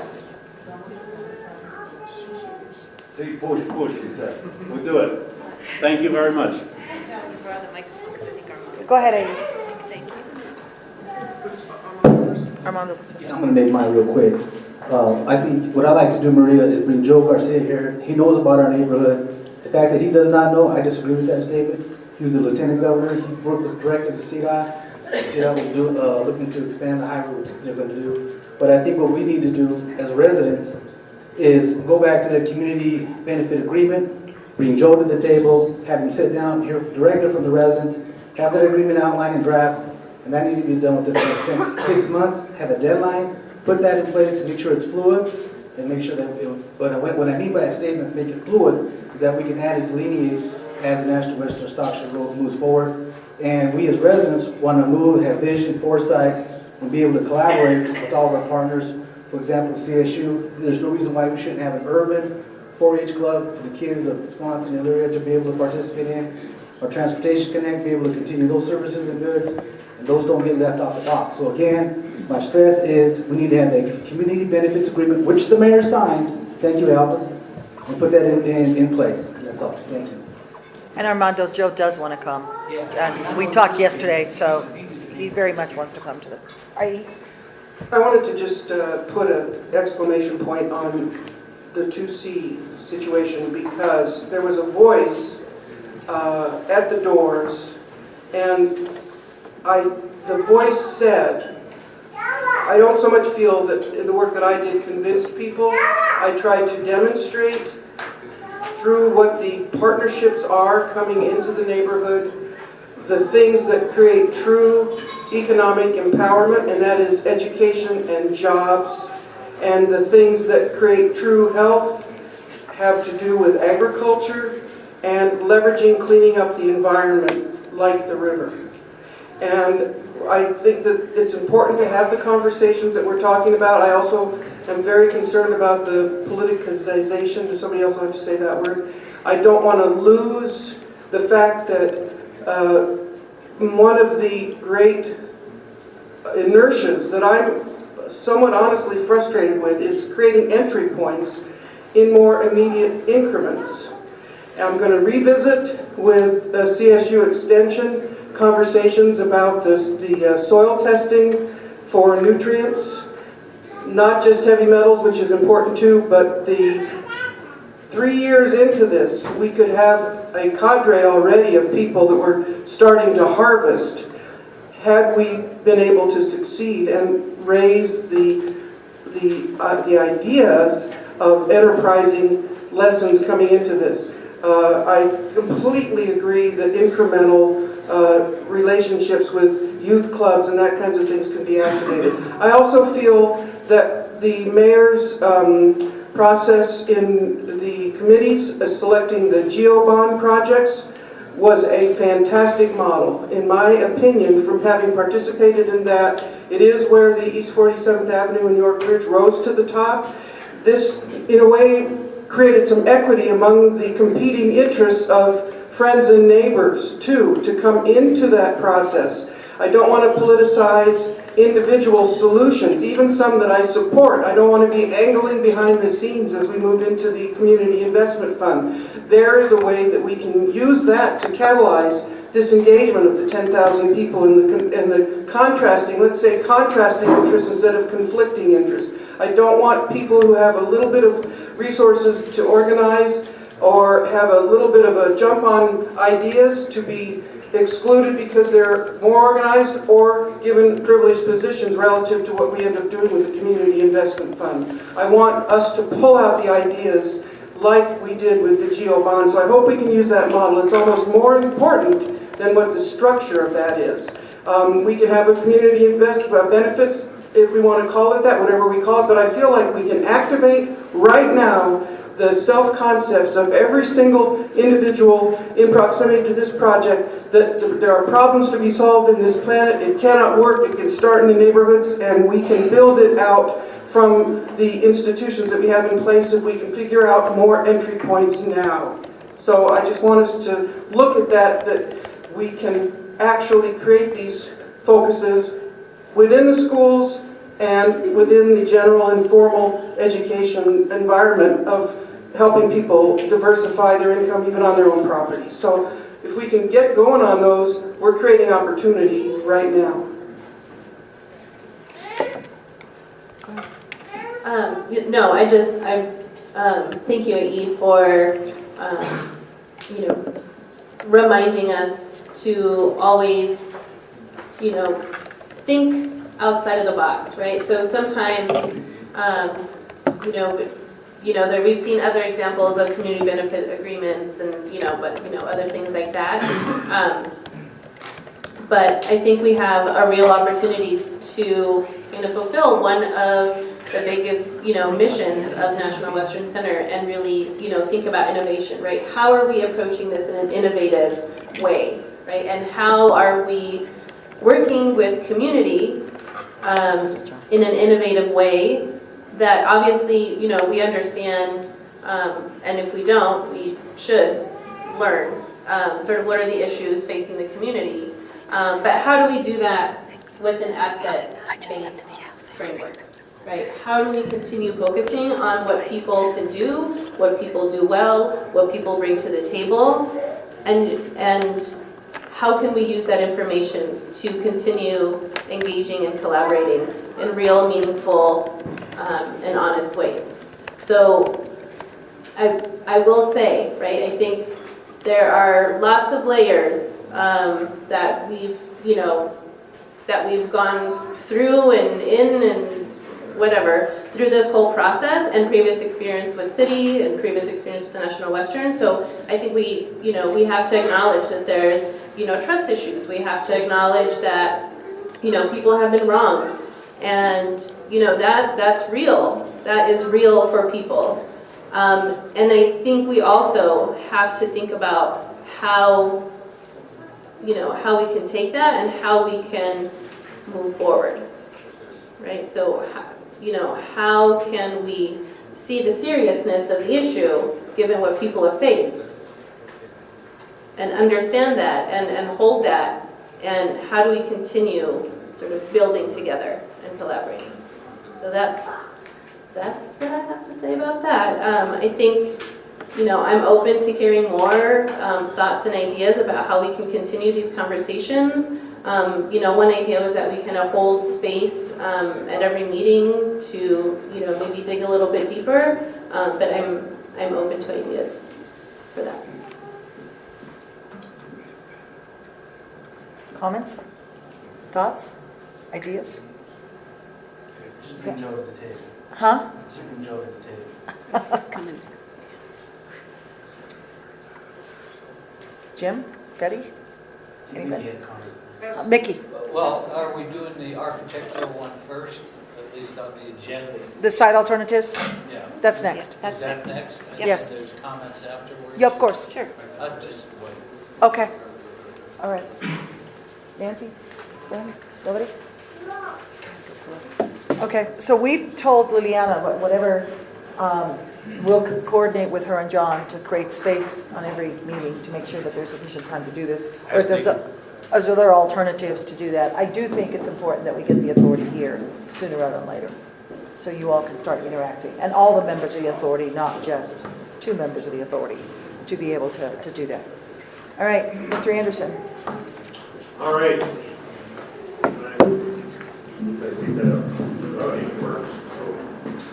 So over the last 2.5 months, Jay and his team have been working furiously to get us to a preferred site plan. We are very close. And tonight what I want to do is have Jay run through the plan.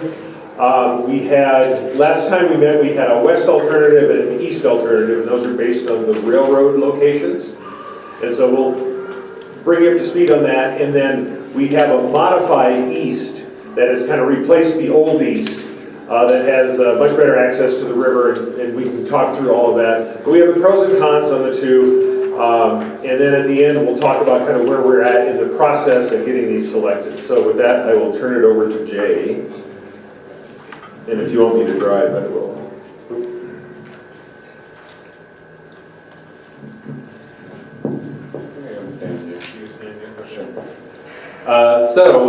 As Eric said, if you recall, we were talking about a couple different rail alignments really driving this exploration of different alternatives. And so what you're seeing on the screen there is what was shown in the master plan on the far left. That was basically a consolidation of the Rock Island Railroad down the center of the site. So I think, let's see if you can see that. So that would be, that's not showing up. Okay.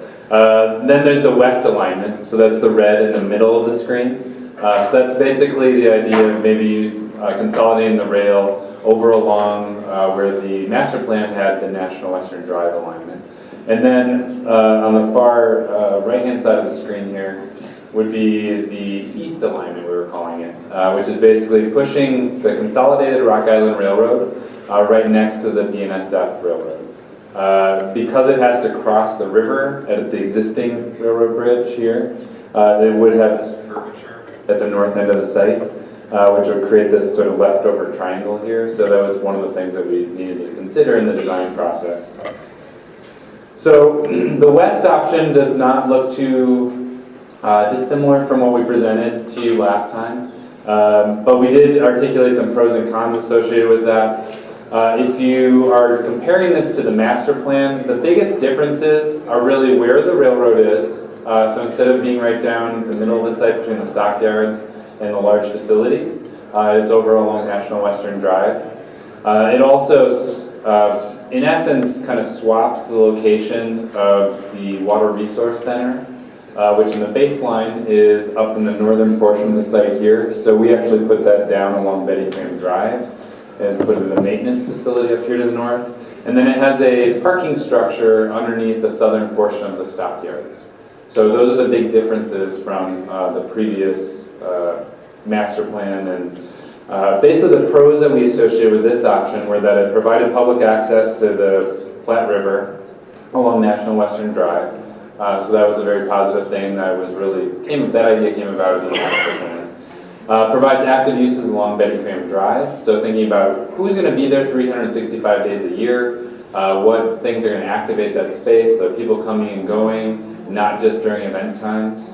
Providing an active street front on Race Court. So the animal health facility up here, the CSU Animal Health, does help to activate Race Court. And then it places the stockyards as a prominent venue along Betty Cram Drive. So there's actually frontage of the stockyards when it's stockyards. The other 50 weeks out of the year, a large programmable kind of event space would be right up against Betty Cram Drive there. Some of the cons, there's limited space for the animal health facility. You can see it's sort of tucked between large facilities here, the maintenance facility. CSU facilities are split at the two ends of the site. So the blue representing water resources down there along Betty Cram Drive and also up at Race Court. So there's not that synergy amongst the CSU program. At-grade rail crossing at Betty Cram Drive. There's a rail barrier, and we talked about this in previous meetings, but that consolidated Rock Island Railroad, it ends up being a pretty wide right-of-way. We're probably talking about 60 feet.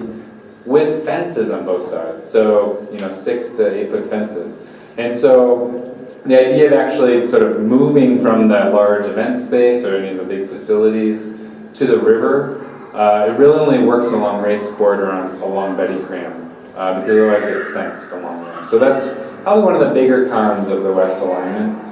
And then limited site access points, it's really from Race and along Betty Cram, because you have the rail along, or you have the DMSF on the east side, Rock Island Railroad on the west. And then there's some long walking distances just because things are spread out. The modified east option, this is a little different from what we presented to you last time. And I'll point out some of the bigger differences for you. So, similar to what we presented last time, we're using that triangle that's created with the rail coming through here for maintenance. It'd be tie-outs during stock show, storage, all those sorts of things. It also then brings the equestrian facility south and pushes that towards the river. But the big difference from what you saw last time is before we were only showing a road coming between those two facilities.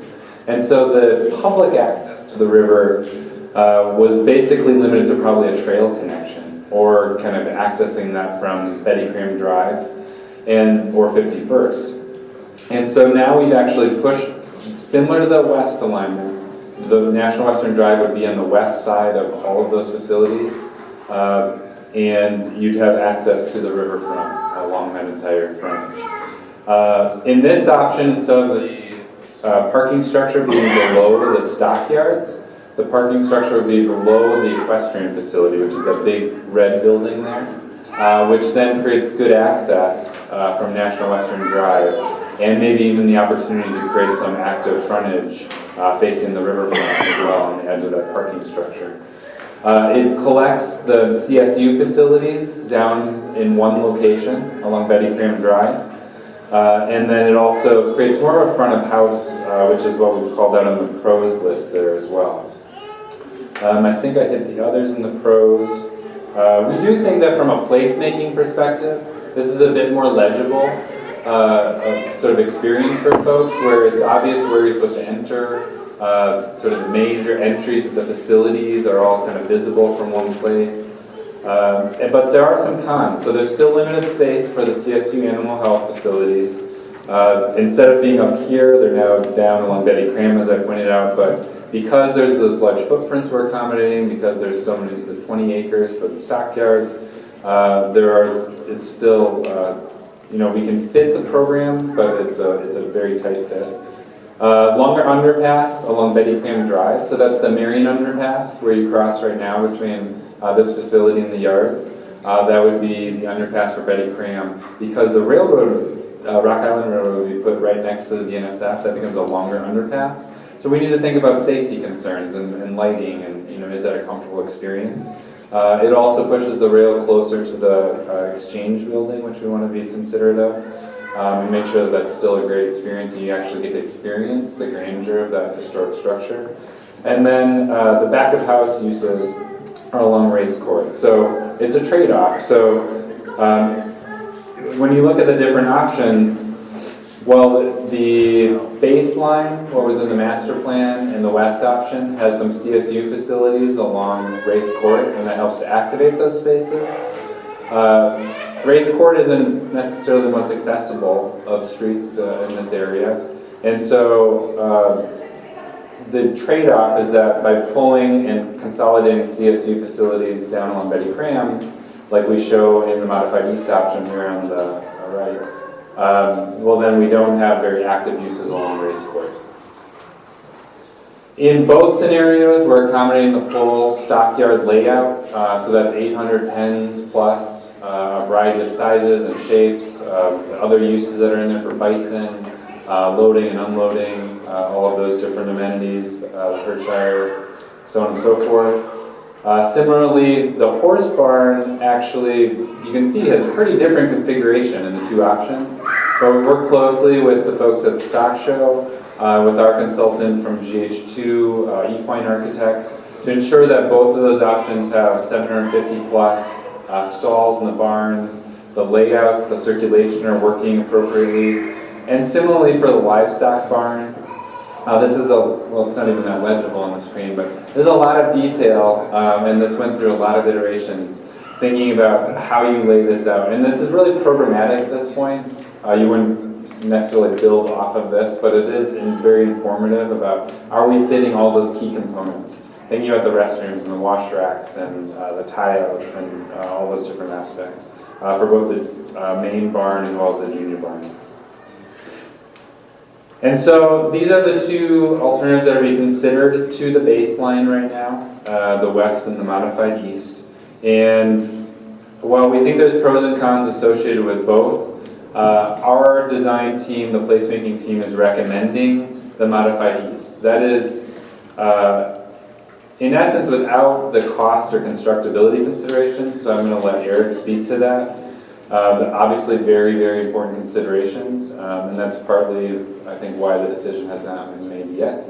But we do think that this best engages the Platte River. Both options have National Western Drive along the river, but we think because there's opportunities to actually create active street frontage, perhaps, along National Western Drive and then modified east option, that it's even stronger there. We like that it really consolidates those active uses, front of house uses along Betty Cram Drive. Makes that an even more prominent street, living up to its namesake. And then also creates more placemaking opportunities throughout. So Eric, is there anything that you wanted to say on that? So in our process now, we've got these two alternatives, and we have been over the last 3 weeks going through detailed cost estimating, detailed construction phasing, and sequencing, and trying to make sure that there are no fatal flaws with either one of them. But as we move forward, there is, I think, a preference for the east from the team. SteerCom will make their decision next week on this, but we just wanted to bring you guys up to speed and let you know where we're at with the designs. And this is kind of the way everything's leaning. So, questions on site plans, Caroline? Yeah, to me, congratulations. I think these are, obviously put a lot of work and energy and thought behind that. And to me, it looks the most viable just on the surface is the modified east. I'm sure you did your traffic studies and it probably looks at the traffic flow, based on the modified lease, just on the surface seems to be able to flow a lot easier, get people in and out of there.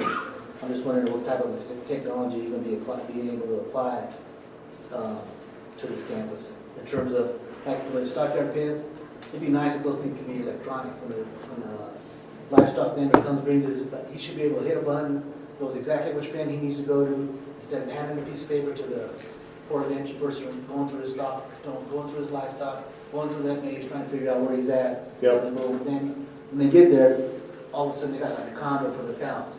I mean, that configuration is cool, and I know that percent because I worked down in there, that stuff. But congratulations on what you come up with. I think it's a good, plausible idea there. Thanks. I mean, we worked really hard with particularly National Western Stock Show to be able to understand the whole yards, the barns, because all those things have to work and function for those guys to make it work, and they've been very helpful. And then working with CSU and trying to get their facilities in the right places to make all this, it's been a group effort. So. Questions?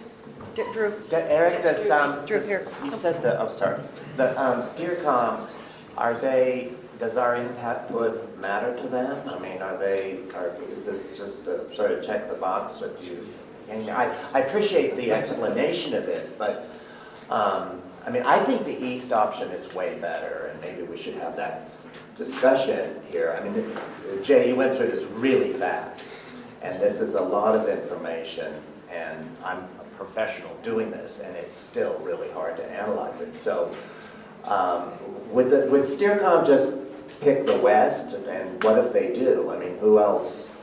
Let's have Gretchen. Let's have Gretchen answer that. Let's have Gretchen answer that. So is this on? The process that, first I want to thank Jay and Eric and the team that's worked on this. This has been, from where we were with the master plan, and we presented the approved baseline. There's a pretty formal governance structure in place. Largely, it's described in the framework agreement too. So it is not, I don't know, I can't get this to work. I turned it down, you're fine. Okay, so yeah, that's right.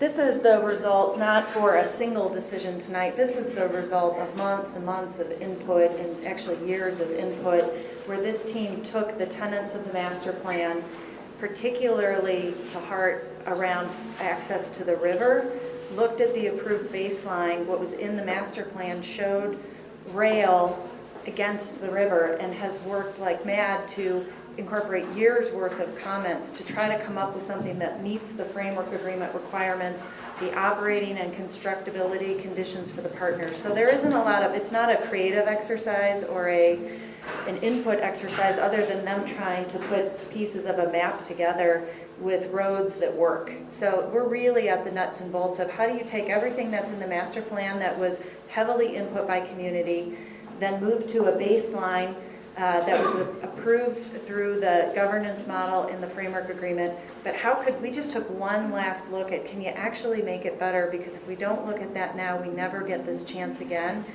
And we kind of put our whole team on hold for 3 months. There's a backlog of work at our office and contracts. The team's been working weekends for 2 months to be able to develop this analysis in time for us to keep on our construction schedule without cost increases. So this has been a huge feat of energy and activity. So the last piece, they had to solve all of those other requirements, and then really the phasing and construction sequencing of this to keep access to the river is much more complex. The modified East simplified some of that concern from the stock show. We had to look at, if you move rail to the east, what response are we going to get from BNSF? Because we're already working with one rail partner with Denver Rock Island Railroad, and is that a fatal flaw? Can we work with BNSF? And we were able to get some early indication that they support this. I ran it past all of the city departments, obviously NDCC and NUCO, but also city community planning and development, public works, arts and venues, parks department, And the feedback came, please work hard to make this river corridor accessible. The last thing we are still trying to solve is cost, because as you know from our baseline presentation, we cannot move contracts through without aligned scope, schedule, and budget. Right now, what you're seeing, the way we look at it, we think it is about $16 million more expensive. So we are looking for efficiencies right now to be able to afford to do this. And honestly, the response we're getting is we can't afford not to. And we're getting really close, but we're just not there yet. The feedback we get tonight essentially gives us that motivation to dig a little deeper and work a little harder. And that's what we're going to be doing. So we got a couple more days and a weekend ahead of us. We've held up too many processes that next week we can't land this. So sorry guys, one more big push. It sounds like there's support for this here too. It's just sort of moving us through and understanding how much we can accomplish, but that's the motivation that we need, and this team has outperformed.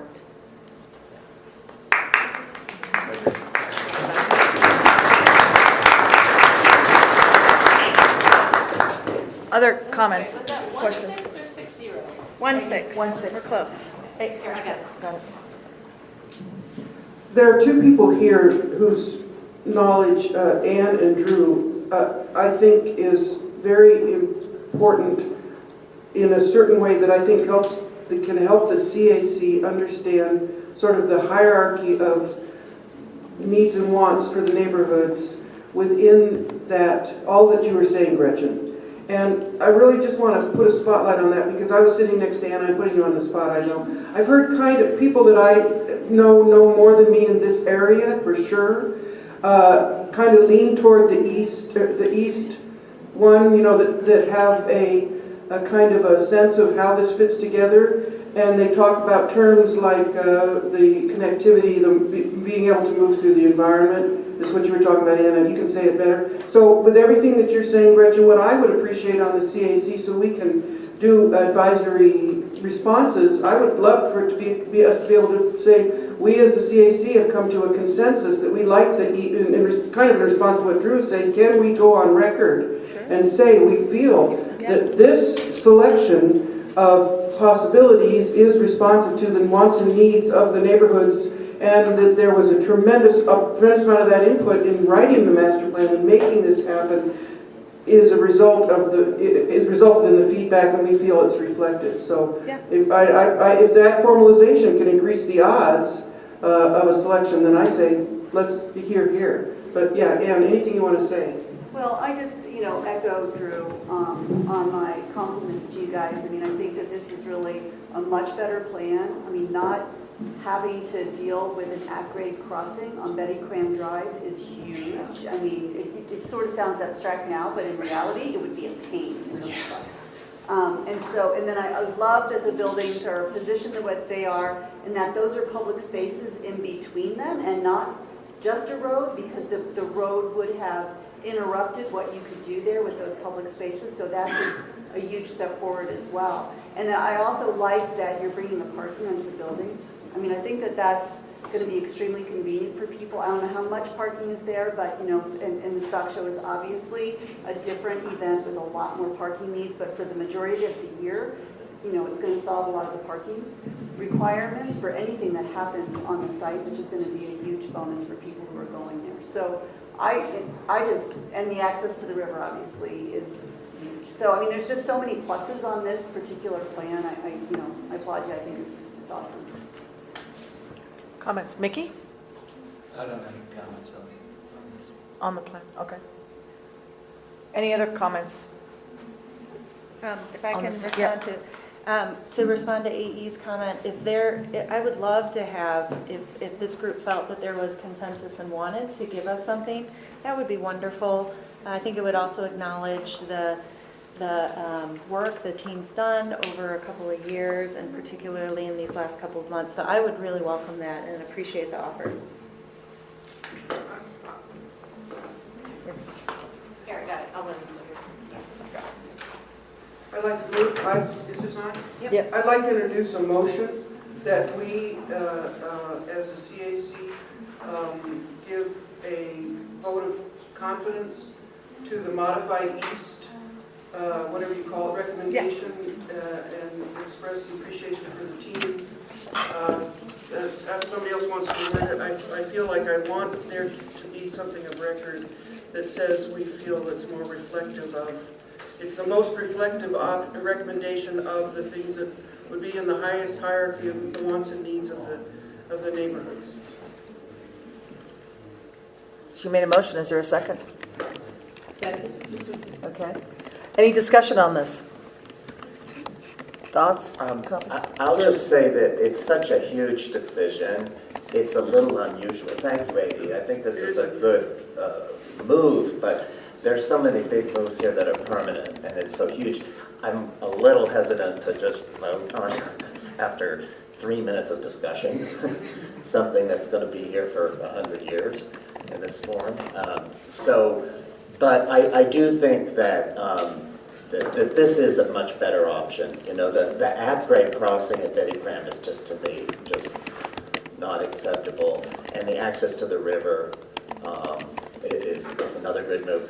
The fronting on Race Court, I don't think is so important. I think at some point I would really like to address Riverside Cemetery and what they're facing with the entrance to that cemetery.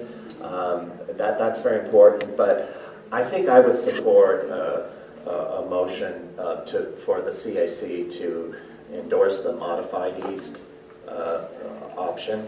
Would you want to add some wording that had to do with exactly what you're talking about, but as we go forward, we appreciate the exchange as options shift and change, that we'd like to keep the morphing factors with the same?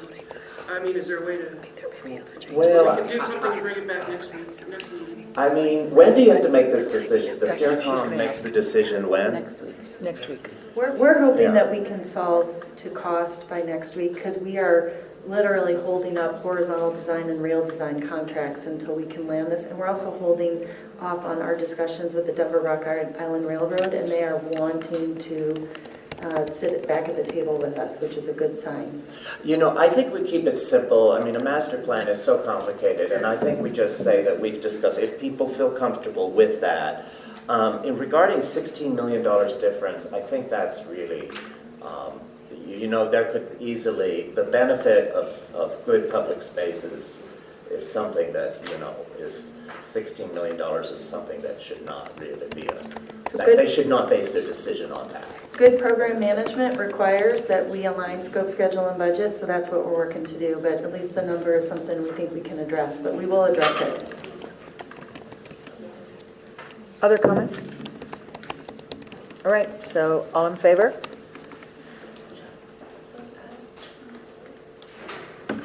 Okay. Yeah, I was going to say, I think it's almost unanimous. Betty, do you have your hand up? Okay, Armando? All right, opposed? Anyone? You're opposed, Dave? No, no. Okay. I just didn't know whether you were, okay. both ways. Okay. All right, so. Abstentions. Yeah, any abstentions here? All right, so we will get something written up to give to, so Gretchen can go through at SteerCom. Thank you. Okay. Okay, so I just want to give you an update on what Jay and his team are doing. Other than dealing with all this stuff in the last 3 months, we are still doing the program refinement, so we're still right-sizing all the buildings, make sure they have enough restrooms and all that kind of stuff. That'll be a program that we give to design architects to then design these buildings when we get to that process. We're not there yet, but they're doing all the paperwork prior to that. The second thing they're doing is we're just getting ready to get started on the public realm piece, and that's where they start looking at all the public spaces, all the right-of-ways, and refining the design ideas that were brought up in the master plan and moving those along. You guys will be very active in that process over the next 6 to 8 months. So expect them to be back here with all that information, to have more discussions and bring you the information that we're developing as part of that process. So that's where we're at on campus placemaking.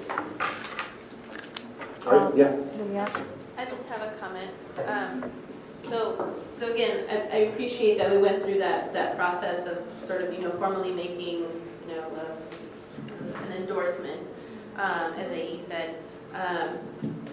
But it's one of those examples where an issue comes to the table and is sort of although we've talked about this many, many times, I don't think any of us came to this meeting with the idea that that was an option, or that that was perhaps an expectation of what the feedback that you wanted from us, right, or the opportunity.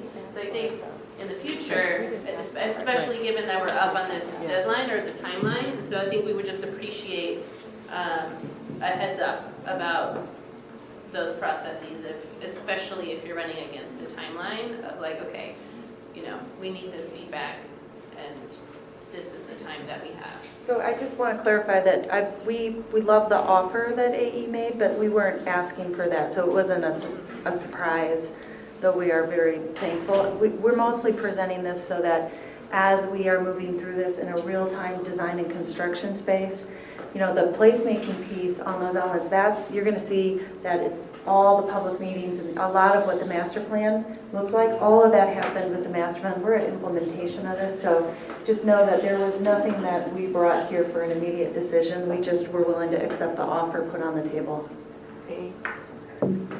I just want to add one quick thing about the talent on the CAC, because I don't want it to be an exclusionary statement that I mentioned Drew and Ann as having this knowledge, because we have Larry Burgess here, we have Mickey Zeppelin here, we have people that do building and big projects and do things that have to figure this out, and probably more people, and I apologize, but I just want to be really clear. I just happened to have heard from Drew and Ann specific things that helped me understand the difference between the East and the West.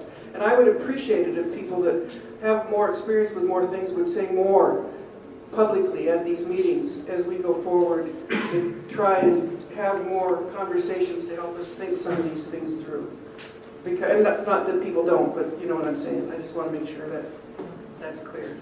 And Liliana, to your point, I think one of the things, we've talked to Gretchen about this, and Liz and I, is we're trying to get a feel for the work plan for the CAC for the year, so that we don't get into situations whereby we're pretty cognizant of, you know, if some decisions coming up, and obviously once the authority gets going, you all will have to be very vigilant on that to make sure that there's sufficient time for input and discussion. I think that's important, because things will start moving. And well, they're already moving, but things will really start moving, so. Okay. What about Riverside? Drew brought up Riverside. Can we put that on the agenda? We can put Riverside on the agenda. The gentleman from Riverside was here last month. So we can make sure that... I'd like to understand the problem. Okay. Just to touch on Riverside, I think it's such an important issue because of the A-line being, or not the A-line, the North Line being built. Riverside will have to move its entry, which is really, it's such a fragile situation anyway. When you go to that cemetery, it's Colorado history there, and it's so necessary that it be preserved, and it's really endangered now, I think. And I think that this, although we're supposed to talk about the National Western Center, Riverside Cemetery, we talk about history a lot, but the Riverside Cemetery is so important. We could work towards solutions for that so that it's preserved and remembered. Okay. All right. Juan, you're leaving? Okay, gracias. Yes.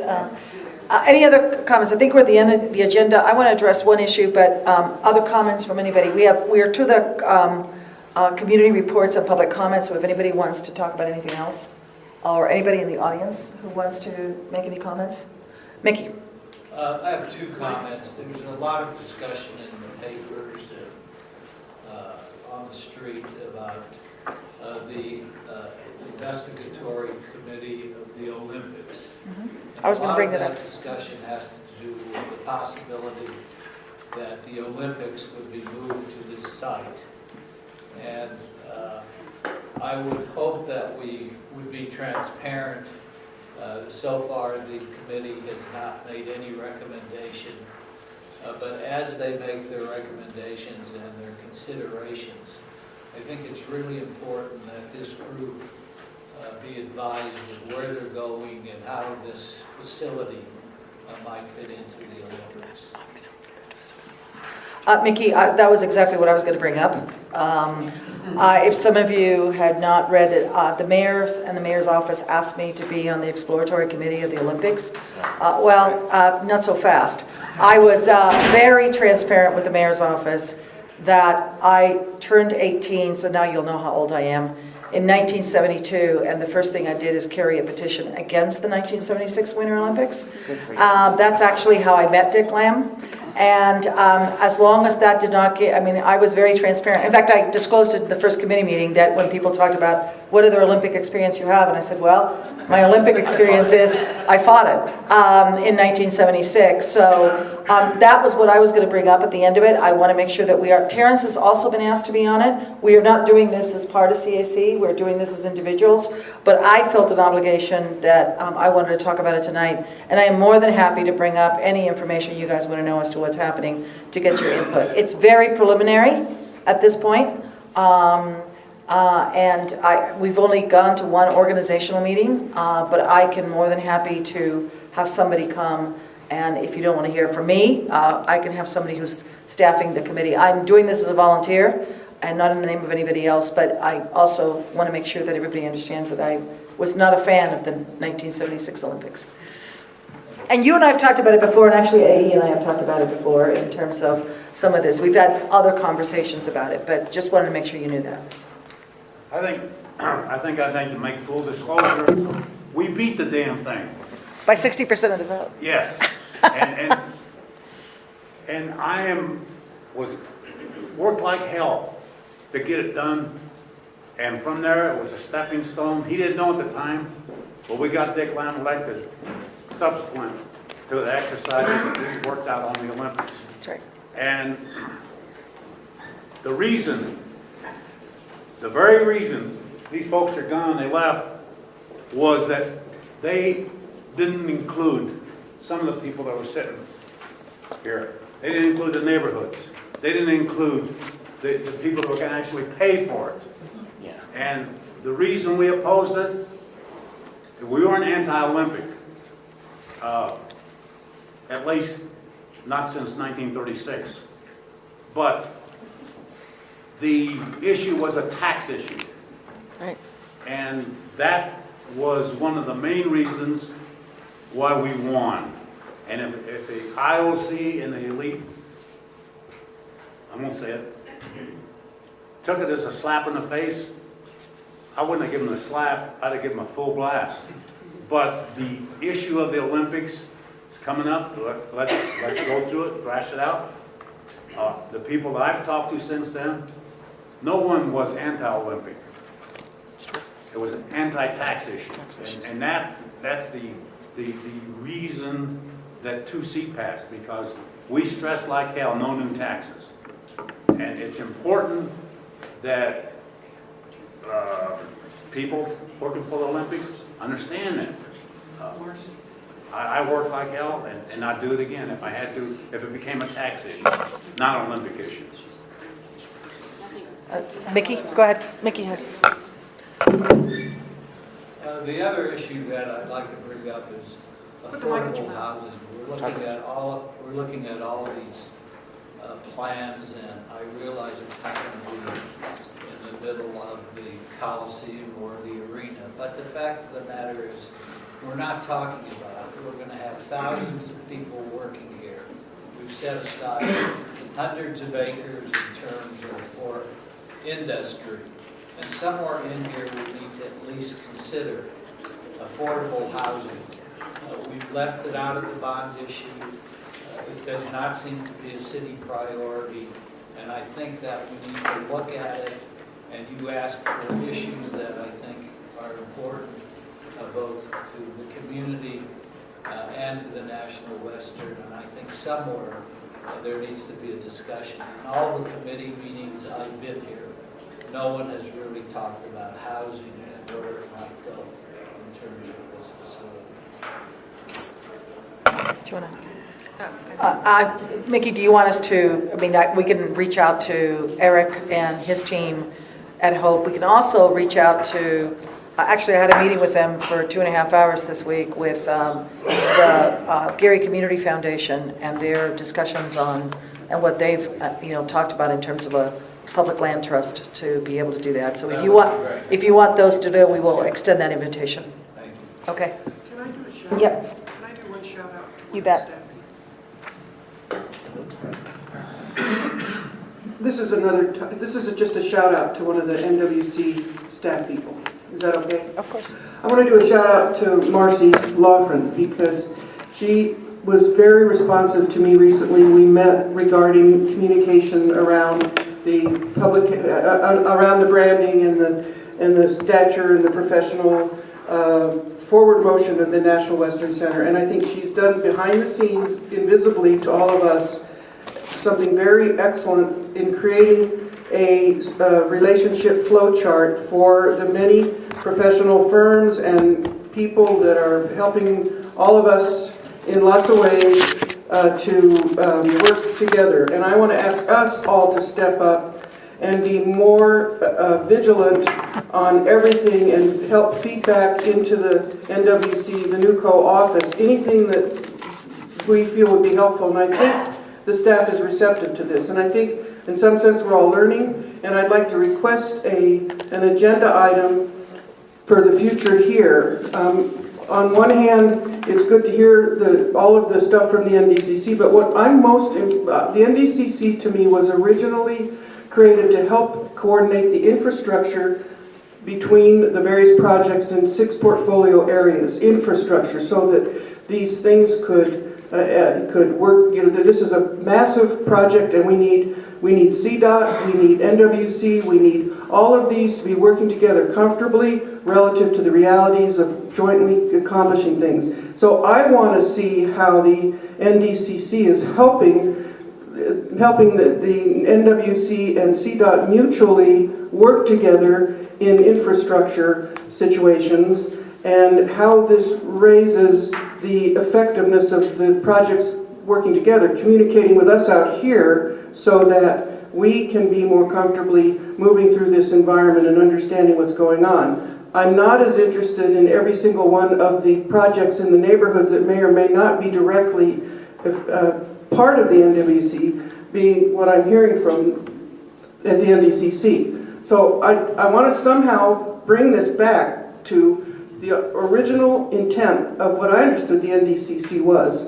So that's for the future. We can discuss it because I know it's late tonight, but that's something I want to give the support to the NWC staff and implementers going forward, is we need the National Western Center incremental build to be as stress-free for everybody as possible, including the staff. And so I'd just like to have us look at that. Okay. You mentioned Marcy. Let's give her a hand.